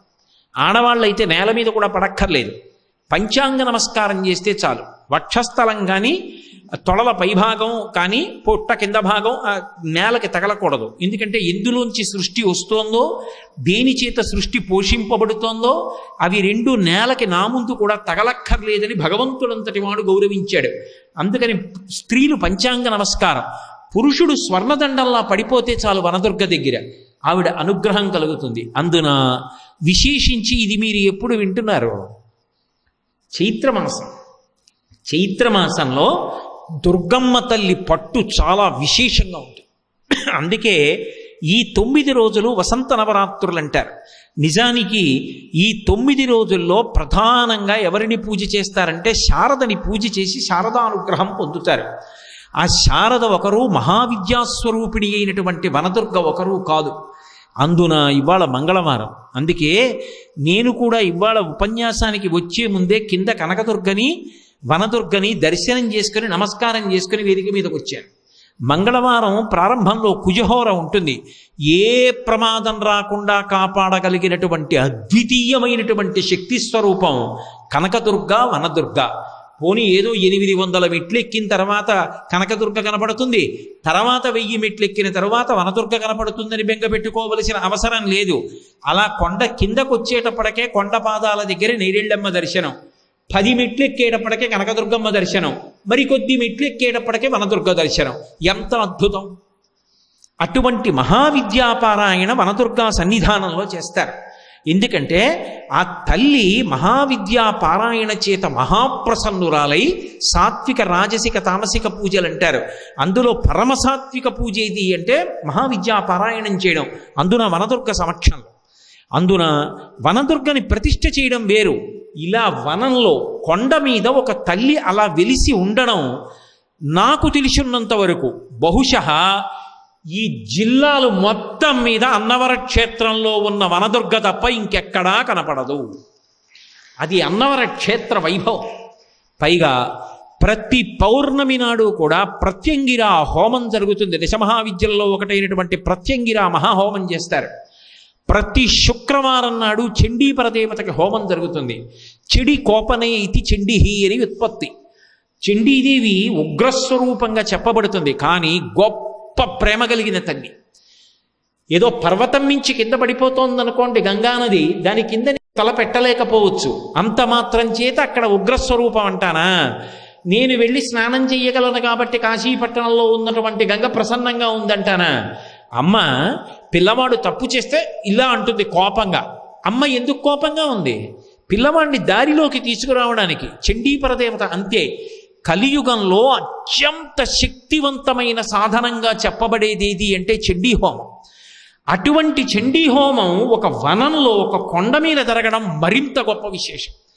అటువంటి చండీహోమం వెనక కనకదుర్గమ్మ నేరెళ్ళమ్మ ఉండగా, ముందు సీతారాములు సత్యనారాయణుడు అనంతలక్ష్మి సమేత అనంతలక్ష్మి సత్యవతీదేవి ఉండగా, మధ్యలో వనదుర్గ దేవాలయంలో చండీహోమం జరిగేటటువంటి అదృష్టం పట్టిన గుడి ఏదైనా ఉంటే అన్నవరం ఒకటే. అది ప్రతి శుక్రవారం నాడు చండీహోమం జరుగుతుంది. ఇటువంటి ప్రదేశంలో చండీహోమానికి యాజమాన్యం తీసుకోవడం, ఇక్కడ చండీహోమం చేసుకోవడం, చండీహోమం చూడడం అంటే ఏం మాటలా?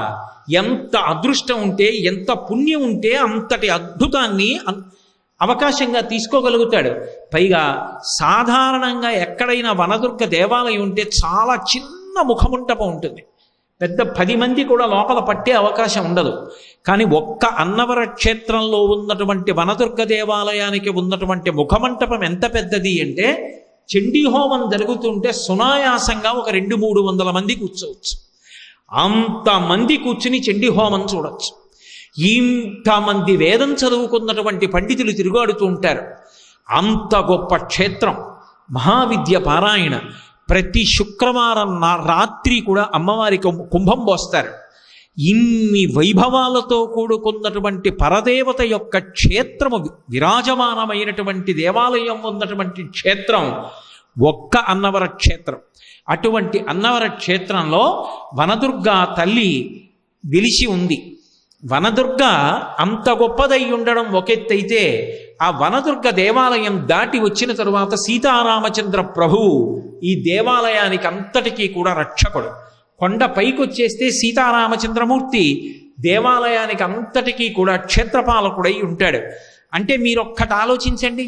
నేను వీధిలోకి వెళ్ళాను అనుకోండి, ఏవో చెప్పులు వేసుకుంటాను, పంచె కట్టుకుంటాను, లాల్చీ వేసుకుంటాను, ఉత్తరీయం వేసుకుంటాను, మెడలో ఓ రుద్రాక్షమాల వేసుకుంటాను, కళ్ళజోడు పెట్టుకుంటాను, సరే ఉంగరం ఎప్పుడు ఉంటుందనుకోండి, ఇవన్నీ పెట్టుకుని ఎడతాను. నేను వీధిలోంచి తిరిగి వచ్చేసిన తరువాత ఇంటికి వెళ్ళి చెప్పులు వీధిలో వదిలేస్తాను. ఈ పుష్పమాల గుమ్మానికి తగిలిస్తాను. ఇంకొంచెం లోపలికెళ్ళి ఈ లాల్చీ విప్పి దండం మీద పడేస్తాను, పంచె దండం మీద పడేస్తాను, స్నానం చేసి ఓ చలువు బట్ట కట్టుకుంటాను. నిద్రపోయే ముందు రుద్రాక్షమాల మాత్రం ఎక్కడ పెడతానో మీకు కూడా చెప్పకూడదు కదూ. ఎలా చెప్తా సభలో? కానీ భద్రంగా దాచనా? భద్రంగా దాస్తాను. ఎందుకని? అది బంగారంతో చేయబడిన రుద్రాక్షమాల, పైగా మా గురువుల చేత కటాక్షింపబడిన మాల. కాబట్టి నేను జాగ్రత్తగా ఉంచుకోవాలా వద్దా? చెప్పులు వీధిలో విప్పినట్టు రుద్రాక్షమాల వీధిలో పడేసేడతానా? వెళ్ళను. ఏది పరమభద్రమో దానికి ఎక్కువ రక్షణలు పెడతాను. సత్యనారాయణ స్వామిని చేరుకోవాలంటే వీళ్ళ అనుమతులు తీసుకుంటే తప్ప వెళ్ళడానికి కుదరదు. ఇన్ని రక్షణలు పెట్టబడ్డాయంటే ఆయన ఎంత దివ్యమంగళమూర్తి అయి ఉండాలి. అంతటి ప్రసన్నుడు.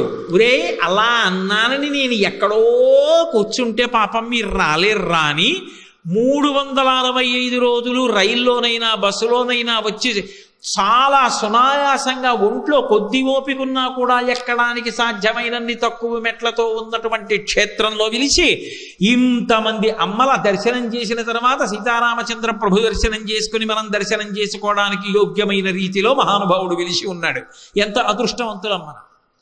అంత గొప్ప క్షేత్రం. అందుకే ఇక్కడ సత్యనారాయణ స్వామి వారికి కళ్యాణం అవుతుంటే పెద్దరికం రామచంద్రమూర్తిది.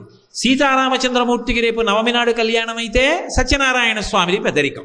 నేను మీతో ఒక మాట చెప్పా, సత్యనారాయణ స్వామి వారికి రామచంద్రమూర్తికి చాలా దగ్గర పోలికలు ఉంటాయి, మూర్తిలోనూ తత్వంలోనూ కూడాను అని నేను మనవి చేసి ఉన్నాను. ఇక్కడ సత్యనారాయణ స్వామి వారి యొక్క వ్రతానికి ఎనలేని విశేషం ఉంది. ఈ చేయించేటటువంటి వ్రతం కూడా మీరు ఏదో యాంత్రికంగా పాటించడం కాకుండా మీరు కొంచెం ఉత్సాహంగా సంతోషంగా ఉండాలి. కానీ ప్రాణం పెట్టి చేయించి ఆ వచ్చిన వాడు సంతోషపడితే ఆనందించడానికి ఎంతమంది పండితులు ఉన్నారో ఇక్కడ.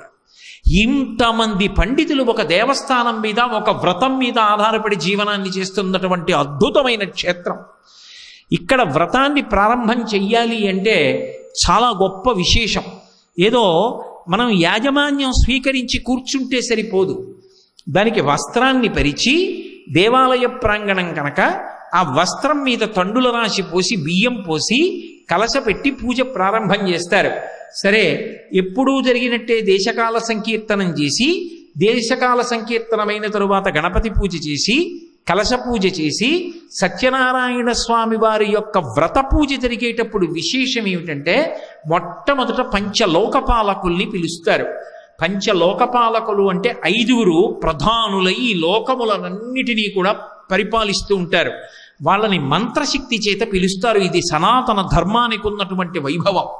ఇంత సభ జరుగుతుంటే ఇన్ని వేల మంది కూర్చుని ఉండగా ఎవరో ఒకరు లేచి కోటేశ్వరరావు గారు అని పెద్దగా అరిచారనుకోండి, నా భావతంత్రులు తెగిపోయి ఎవరా అలా అరిచిందని ఒక్కసారి అటువైపు చూస్తానా చూడనా, నా పేరు పెట్టి పిలిచినంత మాత్రం చేత నా దృష్టి అటువైపుకి తిరిగి చూడడం నా లక్షణం అయితే స్వరప్రోక్తంగా స్వరంతో కూడుకున్నటువంటి మంత్రంతో దేవతల్ని పిలిస్తే దేవతాశక్తులు బయలుదేరి వస్తాయి. మరి మాకెందుకు కనపడవండి అంటే ఆ తేజస్సు నిండిన వాడికి కనపడతాయి. ఆ తేజస్సు ఇవాళ మన ఎందు క్షయమైపోయింది. మనకి అనుష్ఠాన బలం, మనకంటే మీ వంటి వారిని కాదు, నాబోటిగడికి అనుష్ఠాన బలం లేని కారణం చేత, ధర్మమునందు అనురక్తి పోయిన కారణం చేత దేవతలు కంటికి కనపడడం లేదు తప్ప మహాత్ములైనటువంటి వారు ఇప్పటికీ ఆ దేవతలని దర్శనం చేయగలరు. ఆ శాబ్దిక శక్తి చేత, స్వరం చేత దేవతలు వస్తారు. మొట్టమొదట విఘ్నేశ్వరుణ్ణి పిలుస్తారు పంచలోకపాలకుల్లో. తరువాత బ్రహ్మగారిని పిలుస్తారు, బ్రహ్మాణమావాహయామి అని. తర్వాత విష్ణువుని పిలుస్తారు, తర్వాత రుద్రుణ్ణి పిలుస్తారు. 5వది లోకపాలకి అమ్మవారు గౌరీదేవిని పిలుస్తారు. ఈ 5 మంటపంలో మంత్రశక్తి చేత పిలుస్తారు. అయితే ఒకటి, వ్రతం చేసుకునేటప్పుడు వ్రతం చేసుకునేవాడికి ఫలితం ఇస్తుందా, వ్రతం చూసిన వాడికి ఫలితం ఇస్తుందా అంటే ఎవరు శ్రద్ధతో ఉన్నారో వారికి ఇస్తుంది. అంత కష్టపడి వారు మంత్రం చెప్తున్నారు అనుకోండి, మీరు ఆ భావనతో తాదాత్మ్యం అయితే దాన్ని వివరణ చేయడం కూడా వాళ్ళకి సంతోషంగా ఉంటుంది. ఇదిగో ఈ మంత్రంతో పిలుస్తున్నాం, ఫలానా వారిని రమ్మంటున్నాం అని చెప్పడంలో వాళ్ళకు పొంగు ఉంటుంది. ఆ ఉత్సాహం మనకి లేదనుకోండి, మనం కూర్చుని సెల్ ఫోన్ మాట్లాడుకుంటుంటే వాళ్ళకేం ఉత్సాహం ఉంటుంది చెప్పడానికి? ఎందుకు వివరణ చెయ్యాలనిపిస్తుంది? ఆ ఉత్సాహం మనం ప్రకటన చేసినప్పుడు వాళ్ళు కూడా దానికి వివరణ చెయ్యగలుగుతారు. 5 లోకపాలకుల్ని పిలుస్తారు. ఈ 5 పిలిచినప్పుడు కూడా ఒక విశేషం ఉంటుంది. మళ్ళీ 5 లోకపాలకుల్ని పిలిచి ఊరుకోవడం కాదు, వాళ్ళు వచ్చేటప్పుడు మామూలుగా రావడం కాదు. సాంగం, సాయుధం, సవాహనం, సపత్నీపుత్ర పరివార సమేతం. వాళ్ళు ఎలా రావాలి? సాంగం, సాయుధం, వాళ్ళ ఆయుధాలతో, వాళ్ళ వాహనం మీద, వాళ్ళ భార్యతో, వాళ్ళ పుత్రులతో, వాళ్ళ పరివారంతో బయలుదేరి రావాలి. హే బ్రహ్మగారు రండి అని పిలిస్తే ఆ మంత్రశక్తికి చతుర్ముఖ బ్రహ్మగారు, ఆయన భార్య అయినటువంటి సరస్వతీదేవి, గాయత్రి, సావిత్రి, ఆయన కుమారులు, ఋషిగణములు అందరూ బయలుదేరి హంసవాహనం మీద వచ్చి మంటపంలో కూర్చుంటారు. అప్పుడు భక్తితో ఒక్క నమస్కారం చేసి మీరు ఒక్క పువ్వో అక్షతో సమర్పిస్తే పరమ ప్రీతి చెందుతారు. 5 లోకపాలకులు అంటే ఒక లోకపాలకితో కలిపి 5 మంటపంలో విరాజమానులవుతారు. అయిన తరువాత నవగ్రహాల్ని పిలుస్తారు. అసలు ఆ నవగ్రహాల్ని పిలిచేటటువంటి విధానం సత్యనారాయణ స్వామి వారి వ్రతంలో పరమాద్భుతం. ఎందుచేత అంటే ఎంత కావాలో అంత వ్యాకోచిస్తుంది, ఎంత కావాలో అంత సంకోచిస్తుంది ఆ వ్రతం. దానికి ఆ విశేషం సత్యనారాయణ వ్రతానికి. నేను ఎందుకు చెప్తున్నానంటే పరమ శ్రద్ధ కలిగిన వాడు ఉన్నాడు అనుకోండి, వాడికి వ్రతం చేయించవలసి వచ్చింది అనుకోండి, ఎంతైనా పెంచచ్చు దాన్ని. వాడు రమించిపోతూ ఉంటాడు, చేయించేవాడు రమించిపోతూ ఉంటాడు. నేను మీకు ఒక ఉదాహరణ చెప్పాలి అంటే 5 లోకపాలకుల తర్వాత నవగ్రహాలని పిలుస్తారు. నవగ్రహాలంటే ఏవి? సూర్యుడు, అలాగే తూర్పు దిక్కున ఉండేటటువంటి మనకి ఉండేటటువంటి వాళ్ళు సూర్యుడు, అలాగే చంద్రుడు, కుజుడు, బుధుడు, గురుడు, శుక్రుడు, శని, రాహువు, కేతువు. ఈ 9 పిలుస్తారు. ఈ 9 పిలిచేటప్పుడు ఒక విశేషం ఉంటుంది. అవతలవాడు పరమ సంతోషంతో పరమ భక్తితో వ్రతం చేసేవాడు అనుకోండి, ఆ పిలిచేటప్పుడు కొన్ని చమత్కారాలు ఉంటాయి. ఉదాహరణకి సూర్యగ్రహాన్ని పిలుస్తున్నారు అనుకోండి, సూర్యగ్రహమాగ హే ఆగచ్చా రా అని పిలిచేటప్పుడు ఒక చమత్కారం ఉంటుంది. ఆయన రక్తవర్ణం, ఆయన ఎర్రటి రూపంతో ఉంటాడు, ఎర్రటి పద్మాన్ని పట్టుకుంటాడు, రక్త వస్త్రం, ఎర్రటి వస్త్రం కట్టుకుంటాడు, రక్తమాల్యానులేపనం, ఎర్రటి ఆభరణాలు వేసుకుంటాడు, ఎర్రటి రథం ఎక్కుతాడు, ధ్వజ పతాకాలు కూడా ఎర్రగా ఉంటాయి. మీరు ప్రదక్షిణీకుర్వాణం, మేరు పర్వతానికి ప్రదక్షిణం చేస్తూ వస్తాడు రథం మీద. అసలు అది చెప్తున్నప్పుడు మీరు మనసులో ఊహ చేస్తుంటే రోమాంచితమవుతుంది, వెంట్రుకలు నిక్కపొడుచుకుంటాయి నిజంగా. అలా బయలుదేరి వస్తుంటాడు ఆ సూర్య భగవానుడు. ఎవరైనా కాశ్యపస గోత్రంలో పుట్టినటువంటి వాడు, మాఘమాసంలో పుట్టినవాడు, శుక్లపక్షంలో పుట్టినవాడు, సప్తమి తిథినందు పుట్టినవాడు, కళింగ దేశాధిపతిం, కళింగ దేశానికి అధిపతి, సింహరాశికి అధిదేవత. అటువంటి ఓ సూర్యగ్రహమా, నువ్వు పత్ని పుత్ర పరివార సమేతం సాంగం సాయుధం, అంతేకాదు నువ్వు వచ్చేటప్పుడు అధిదేవత ప్రత్యధిదేవత సహిత, నువ్వు వచ్చి అక్కడ కూర్చుంటే నీతో పాటు అధిదేవత ప్రత్యధిదేవత రావాలి. సూర్యుడికి అధిదేవత అగ్నిహోత్రం, ప్రత్యధిదేవత రుద్రుడు, వాళ్ళు కూడా వచ్చి కూర్చోవాలి. ఎవరు ఎటువైపు కూర్చోవాలి చెప్తుంటే మీరు అక్కడ ఒక్క అక్షత వక్క పెట్టి నమస్కారం చేస్తుంటే, క్షతం అంటే నడుము విరిగిపోవడం, అక్షత అంటే నడుము విరగనిది. ఆ ఉత్సాహం ఉన్నవాడు ఉన్నాడు అనుకోండి, ఆయన ఏ రాశికి చెందినవాడు, ఏ నక్షత్రంలో పుట్టాడు, ఎప్పుడు పుట్టాడు, ఏ రాజ్యాన్ని పరిపాలిస్తూ ఉంటాడు, రథం ఎలా ఉంటుంది, పతాకం ఎలా ఉంటుంది, ఆయన వేసుకునే మాలలు ఏ రంగులో ఉంటాయి, ఎటువంటి ఆభరణాలు పెట్టుకుంటాడు, ఎటువంటి వస్త్రాలు కట్టుకుంటాడు, ఆయన ఏ దేశాన్ని పరిపాలన చేస్తూ ఉంటాడు, ఎప్పుడు పుట్టాడు, ఎలా వస్తాడు, ప్రదక్షిణంగా వస్తాడా అప్రదక్షిణంగా వస్తాడా, ఇవన్నీ చెప్తుంటే మీరు నమ్మండి. సత్యనారాయణ వ్రతం చేస్తుంటే లోకపాలకుల్ని నవగ్రహాల్ని పిలుస్తుంటే ఒళ్ళు రోమాంచితమైపోయి ఏదో చెవులలో ఒక అద్భుతమైనటువంటి శబ్దం వినపడుతుంది. వాళ్ళు వాహనం ఎక్కొచ్చేస్తున్నట్టుగా, వాళ్ళు వచ్చి తిన్నగా విమానాలన్నీ విమానాశ్రయాల్లో దిగిపోయినట్టు వాళ్ళ వాహనాల మీద వచ్చి ఆ మంటపంలోకి దిగుతారు. అంటే నీ ఎదురుగుండా ఉన్న మంటపంలో ఇప్పుడు పంచలోక పాలకులు ఉన్నారు, నవగ్రహాలు వచ్చి కూర్చుంటాయి. ఎలా? అధిదేవత ప్రత్యధిదేవతలతో వచ్చి కూర్చుంటారు. మంటపము ఎంత శోభస్కరం అయిపోతోంది. ఇది అయిపోయిన తరువాత అష్టదిక్పాలకుల్ని పిలుస్తారు. 8 దిక్కులకు 8 పరిపాలన చేస్తుంటారు. తూర్పు దిక్కుకి ఇంద్రుడు, ఆగ్నేయానికి అగ్నిహోత్రుడు, దక్షిణానికి యమధర్మరాజు, నైరుతికి నిరుతి, పశ్చిమానికి వరుణుడు, వాయవ్యానికి వాయువు, అలాగే ఉత్తరానికి కుబేరుడు, ఈశాన్యానికి ఈశానుడు. ఈ 8 పిలుస్తారు. ఆ 8 దిక్కుల యొక్క అధిపతులు వచ్చి వాళ్ళ యొక్క పత్ని పుత్ర పరివార సమేతంగా వచ్చి మంటపంలోకి ప్రవేశిస్తారు. ఇంతమంది వచ్చి కూర్చుంటారు. ఇప్పుడు చక్రవర్తి రావాలి. ఎవరు చక్రవర్తి? వీరవెంకట సత్యనారాయణుడు మహానుభావుడు. ఆయన మధ్యలోకి వచ్చి ఆ మంటపంలో ప్రతిమా రూపంలో కూర్చుంటాడు. నువ్వు పారవస్యం పొందాలి. ఆ మంత్రశక్తి చేత ఇంతమంది దేవతలు వచ్చి నీ ఎదురుగుండా ఉన్న మంటపంలో కూర్చున్నారు. ఒక్క క్షణం భక్తితో ఇలా నమస్కరించగలిగితే చాలు, జన్మధన్యం అయిపోతుంది. మనం పడవలసిన శ్రమ లేదు. బ్రాహ్మణులు వాళ్ళు కష్టపడి చదువుకున్నటువంటి వేదమంత్రాన్ని అన్వయం చేస్తారు. సంతోషంతో నిలబడగలిగితే చాలు, అది సాగుతుందని నేను ఎందుకన్నానో తెలుసా? చేసేవాడికి శ్రద్ధాభక్తులు ఉన్నాయనుకోండి, ఒక్కొక్క గ్రహాన్ని ఒక్కొక్క లోకపాలకుడిని పిలిచినప్పుడు మళ్ళీ ఆ లోకపాలకుడి యొక్క ఆశీర్వచనం చెప్తారు. మంత్రంతో చెప్పి నీకు బ్రహ్మ యొక్క అనుగ్రహము కలుగుగాక, విష్ణువు యొక్క అనుగ్రహము కలుగుగాక, నీకు శివానుగ్రహము కలుగుగాక, గౌరీ అనుగ్రహము కలుగుగాక, గణపతి అనుగ్రహము కలుగుగాక. ఒకవేళ ఏలినాటి శనిలో ఉన్నాడు, శనీశ్చర గ్రహము యొక్క ప్రీతిని నీవు పొందెదవుగాక అని శనిగ్రహము యొక్క అనుగ్రహాన్ని పొందుతున్నావని బ్రాహ్మణి మండలంతా మంత్రోచ్చాటన చేసి అక్షతలు వేసి ఆ యజమానికి ఆశీర్వచనం చేస్తారు. ఇన్ని గ్రహములు, ఇన్ని లోకపాలకులు, ఇంతమంది దిక్పాలుల యొక్క అనుగ్రహాన్ని అందిస్తారు. అంటే నిజానికి తేజోవంతుడైన వ్యక్తి ఇతని తేజస్సు నిలబెట్టాలి, ఇతని వలన దేశానికి మహోపకారం జరగాలనుకున్న వ్యక్తిని కాపాడుకోవాలంటే అతనితో సత్యనారాయణ వ్రతం చేయించడమే. సత్యనారాయణ వ్రతం చేయించి ఒక్కొక్క గ్రహాన్ని వచ్చినప్పుడు ఆయనతో అక్షతలు వేయించి ఆశీర్వచనం చేశారా, బడికి మీరు అంగరక్ష కట్టేసినట్టే. అంత గొప్పది సత్యనారాయణ వ్రతం. స్వామివారు వచ్చి కూర్చుంటారు, మధ్యలో కూర్చున్న తర్వాత అథాంగ పూజ చేయిస్తారు. అథాంగ పూజ అనేటటువంటిది మీకు ఎదురుగుండా ఇచ్చినటువంటిది ఓ చిన్న ముద్రిక కావచ్చు, కానీ మీరు పట్టుకోవలసినది ముద్రికని కాదు. వాళ్ళు ఒక్కొక్క మంత్రం చెప్తుంటే, ఒక్కొక్క అంగం చెప్తుంటే మీకు కళ్ళల్లో కనపడాలి. ఎదురుగుండా ఇలా అక్షతలు వేస్తూ ఉంటారు.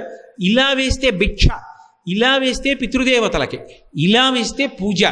గుండెలకి కనపడేటట్టుగా ఉత్తరీయం ఒక్కటే కప్పుకొని బనీను కానీ చొక్కా కానీ లేకుండా పురుషుడు కూర్చోవాలి. వికచ్చ అనుత్తరీయశ్చ నగ్నశ్చ అవస్త్రయేవచ, గోచి పోసి పంచె కట్టుకోవాలి. అలా రాదంటే కనీసం గూడ కట్టుకోవాలి. ఇంత గొప్ప వ్రతం చేసి ఫలితాన్ని పొందాలి అనుకుంటే మనం కొన్ని నియమాలు పాటించాలి. ఎంతో గొప్ప శస్త్రచికిత్సా నిపుణుడైనటువంటి ఒక గొప్ప వైద్యుడు ఒక చిన్న గోరు చుట్టు కొయ్యాలి అంటే ఒక ఆకుపచ్చటి బట్టలు వేసుకుని లోపలికి వెళ్ళి కోస్తాడు. ఆ బట్టలు వేసుకోకపోతే ఆ వైద్యుడు కొయ్యలేడా? కొయ్యగలడు. అయినా సరే ఎందుకు వేసుకుంటున్నాడు? ఒక క్రమశిక్షణ, దాని యందు ఒక దీక్ష. ఒక పోలీస్ కానిస్టేబుల్ ఎప్పుడు యూనిఫామ్ వేసుకుని ఎందుకు నిలబడుతున్నాడు? తన కర్తవ్యత నిష్ఠ. రోహిణీ కార్తీ కానివ్వండి, ఎండ మండిపోతుండనివ్వండి, పాదాలు నల్లటి బూట్లలో మగ్గిపోతుండనివ్వండి, పైన పెట్టుకున్న టోపీలో తల ఉడికిపోతూ ఉండనివ్వండి, ఇంతమందికి ప్రమాదం లేకుండా నేను నిలబడి రక్షిస్తున్నానన్న తృప్తి అతనికి ఆ బట్టలోంచి వస్తోంది, రంగులోంచి వస్తోంది. ఆ క్రమశిక్షణ వేదం విధించినప్పుడు మనం వస్త్రధారణలో కూడా పాటించాలి. చక్కగా అటువంటి బట్ట కట్టుకుని వచ్చి కూర్చుని వ్రతం చేసుకోవాలి. అలా కూర్చుని వ్రతం చేస్తే అథాంగ పూజ చెప్తారు. ఆ స్వామిని కింద నుంచి పైకి చూడమంటారు. పాదౌ పూజయామి, గుల్భౌ పూజయామి, ఏదో అలా పైకి రావడం మొదలవుతుంది. అలా పైకి రావడం మొదలైనప్పుడు జానుని పూజయామి, ఊరూం పూజయామి, కటిం పూజయామి, ఉదరం పూజయామి, వక్షస్థలం పూజయామి, భుజౌ పూజయామి, కంఠం పూజయామి, ఏదో వక్త్రం పూజయామి, దంతాన్ పూజయామి, శిర పూజయామి, సర్వాణ్యంగాని పూజయామి అంటారు. యాంత్రిక పూజ చేయకూడదు అథాంగ పూజలో.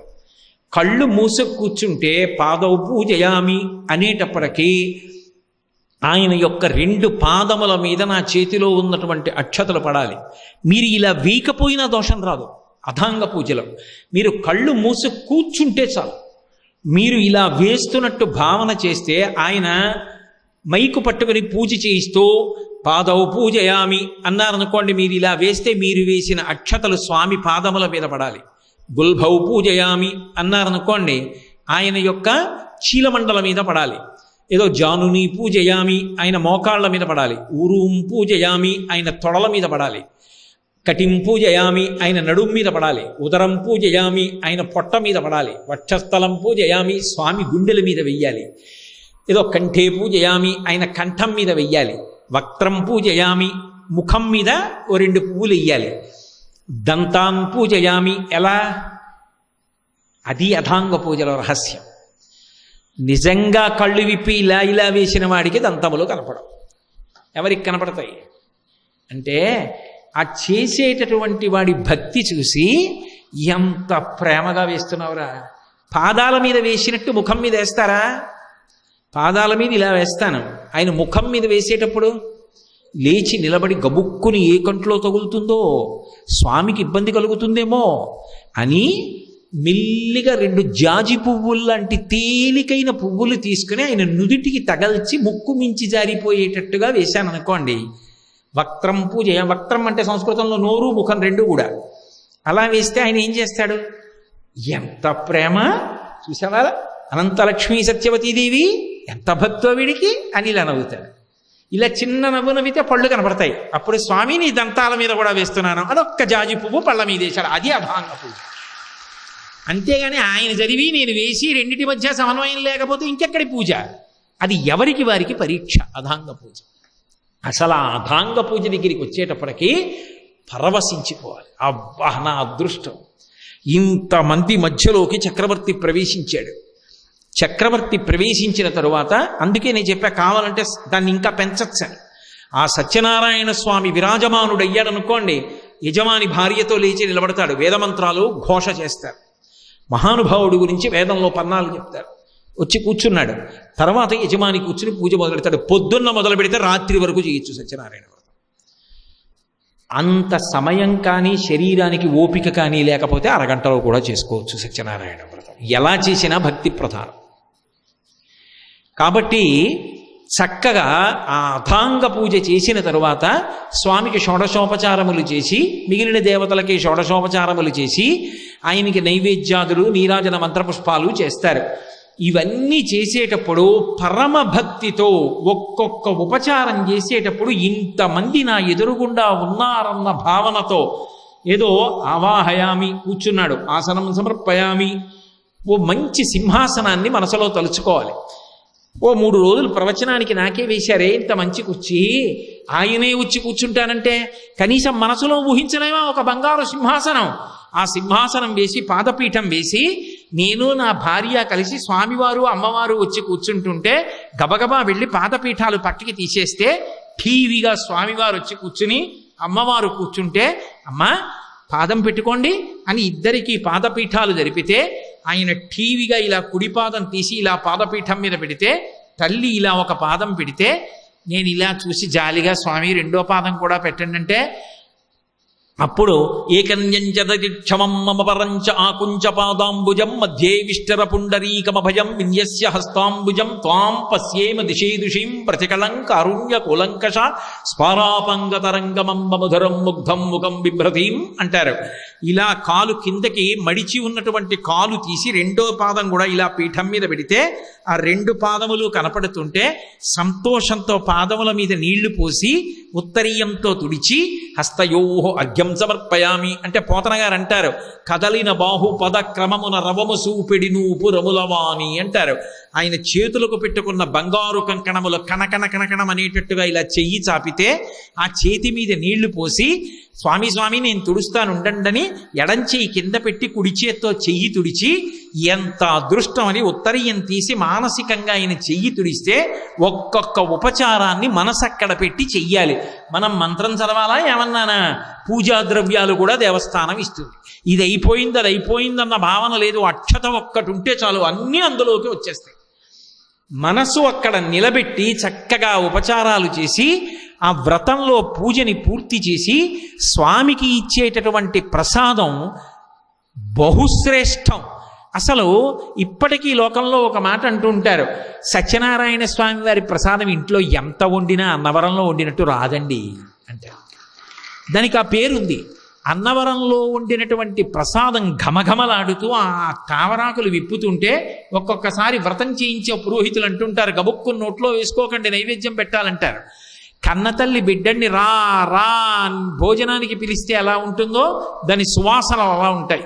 అటువంటి పదార్థాన్ని వాళ్లే వండి చక్కగా తెచ్చి ఆకులో పెట్టి ఇస్తే ప్రత్యక్షంగా యజమాని ఇన్ని ఉపచారములు చేసి వ్రతం చేసుకోవడానికి అవకాశం ఉన్నటువంటి అద్భుతమైన క్షేత్రము అన్నవరం ఒక్కటే. అన్ని మంటపాల్లో ఎక్కడ కూర్చోవాలంటే అక్కడ ఎవరి యొక్క స్తోమతని బట్టి వాళ్ళు కూర్చుని వ్రతం చేసుకోవచ్చు. ఏదీ లేకపోతే అక్కడ కూర్చుని మానసికంగా చేసేయచ్చు. ఒకడు చేస్తుంటే కళ్ళు మూసుకుని నేను మానసికంగా చేసేస్తే అందుతుంది పరమేశ్వరుడికి. కాబట్టి చక్కగా వ్రత విధానాన్ని అవలంబించి స్వామికి నివేదన చేసి నీరాజన మంత్రపుష్పాలు ఇచ్చిన తరువాత వ్రత కథ చెప్తారు. ప్రతి దానికి కూడా వ్రతానికి కల్పము అని ఒకటి ఉంటుంది. కల్పము అన్న మాటకు అర్థం ఏంటంటే ఋషి ప్రోక్తము అని. ఏదో వరలక్ష్మీ వ్రతకల్పము, గణేశ వ్రతకల్పము, సత్యనారాయణ వ్రతకల్పము. కల్పము అంటే ఇది ఋషి దర్శించి ఇచ్చాడు, ఇది ఇలా చెయ్యాలి అని చెప్తున్నాడు. దీనిలో ఈ కథలే చెప్పాలని ఋషి చెప్తున్నాడు కాబట్టి ఈ కథలే చెప్పు, ఇలాగే వ్రతం చేసుకో, నువ్వు అనుగ్రహాన్ని పొందుతావు అని ఋషి మనకి చెప్తున్నాడు. ఋషి ఎలా చెప్పాడో అలాగే చెయ్యాలి. నాకు ప్రశ్నాపత్రం ఇచ్చి 10 ప్రశ్నలు ఇచ్చి ఇందులో ఏ 5 జవాబులు రాయండి అన్నారనుకోండి, ఈ 10 ఏమంత పెద్ద ప్రశ్నలండి, నాకు ఎంతకన్నా మంచి ప్రశ్నలు వచ్చని నేను ఏవో రాశాను అనుకోండి, 0 వేస్తారు. ఇందులో ఇచ్చినవే రాయాలి. కల్పం అంటే అంతే, ఋషి ఎలా చెప్పాడో అలా చెయ్యి, నీ అభ్యున్నతికి కారణము. సూక్తము అని ఒక మాట, సూక్తం చాలా బాగా చెప్పబడినది, అది చెప్తే చాలు. శ్రీ సూక్తం, భూసూక్తం, నీలా సూక్తం, మంజు సూక్తం, రుద్ర సూక్తం, పురుష సూక్తం, నారాయణ సూక్తం, వాటిల్లాగే ఇది కూడా కల్పం. ఋషి చెప్పాడు అలా చెయ్యి, దాన్ని నువ్వు ఇంకేమీ ఆలోచించవలసిన అవసరం లేదు. ఇప్పుడు నువ్వు పూజ పూర్తయిన తర్వాత భక్తి శ్రద్ధలతో కథ వినాలి. ఏమంటే ఎన్ని మాటలు విన్నా ఆ కథేనా? మేము వ్రతాలు చేసి చేసి పెళ్లి చేసుకున్నప్పుడు చేసాం, ఉపనయనానికి చేసాం, గృహప్రవేశానికి చేసాం, ప్రతి పౌర్ణమికి చేస్తాం, ప్రతి ఏకాదశికి చేస్తాం, నదీ తీరంలో చేస్తాం, దేవాలయంలో చేస్తాం, అన్నవరం వస్తే చేస్తాం, ఇంటికిడితే చేస్తాం, మాకే వచ్చేసింది. ఆ కథ చెప్పగలను. ఆ కథే అంటే కొంచెం యాంత్రికంగా ఉంటుంది, ఇంకో కథ చెప్పుకోకూడదండి. కాదు, ఆ కథే విను. ఎందుకు వినాలి ఆ కథ అంటే? బాహ్య కథ కాదు, అందులో ఒక అద్భుతం ఉంది. నువ్వు ఎంత ఆలోచించగలిగితే నీ జీవితాన్ని సంస్కరించుకోగలిగిన అన్ని రహస్యాలు అందులోంచి పైకి పెళ్ళి ఉబుకుతాయి. బావి తవ్వేవాడు భూమిని తవ్వుతూ వెళ్ళగా బండ అడ్డుపడితే బదలగొట్టినప్పుడు అందులోంచి జల పైకి తన్నినట్టు ఆ కథ గురించి ఆలోచన చేస్తే చేస్తే చేస్తే ఎన్ని ఆధ్యాత్మిక రహస్యాలు అందులోంచి బయటికి వస్తాయి. అందుకే కథని జాగ్రత్తగా వినండి అంటారు. ఆ కథాక్షతలు అని, ఆ కథ విన్నప్పుడు వాడి విడిచిపెట్టిన అక్షతలు ఏమున్నాయో అదే బుద్ధిని మరల్చి పరిష్కారం అందించగలిగినటువంటి ప్రసాదంగా అంతా అయిపోయిన తరువాత తలన ధరిస్తారు. అంత గొప్ప వ్రతం.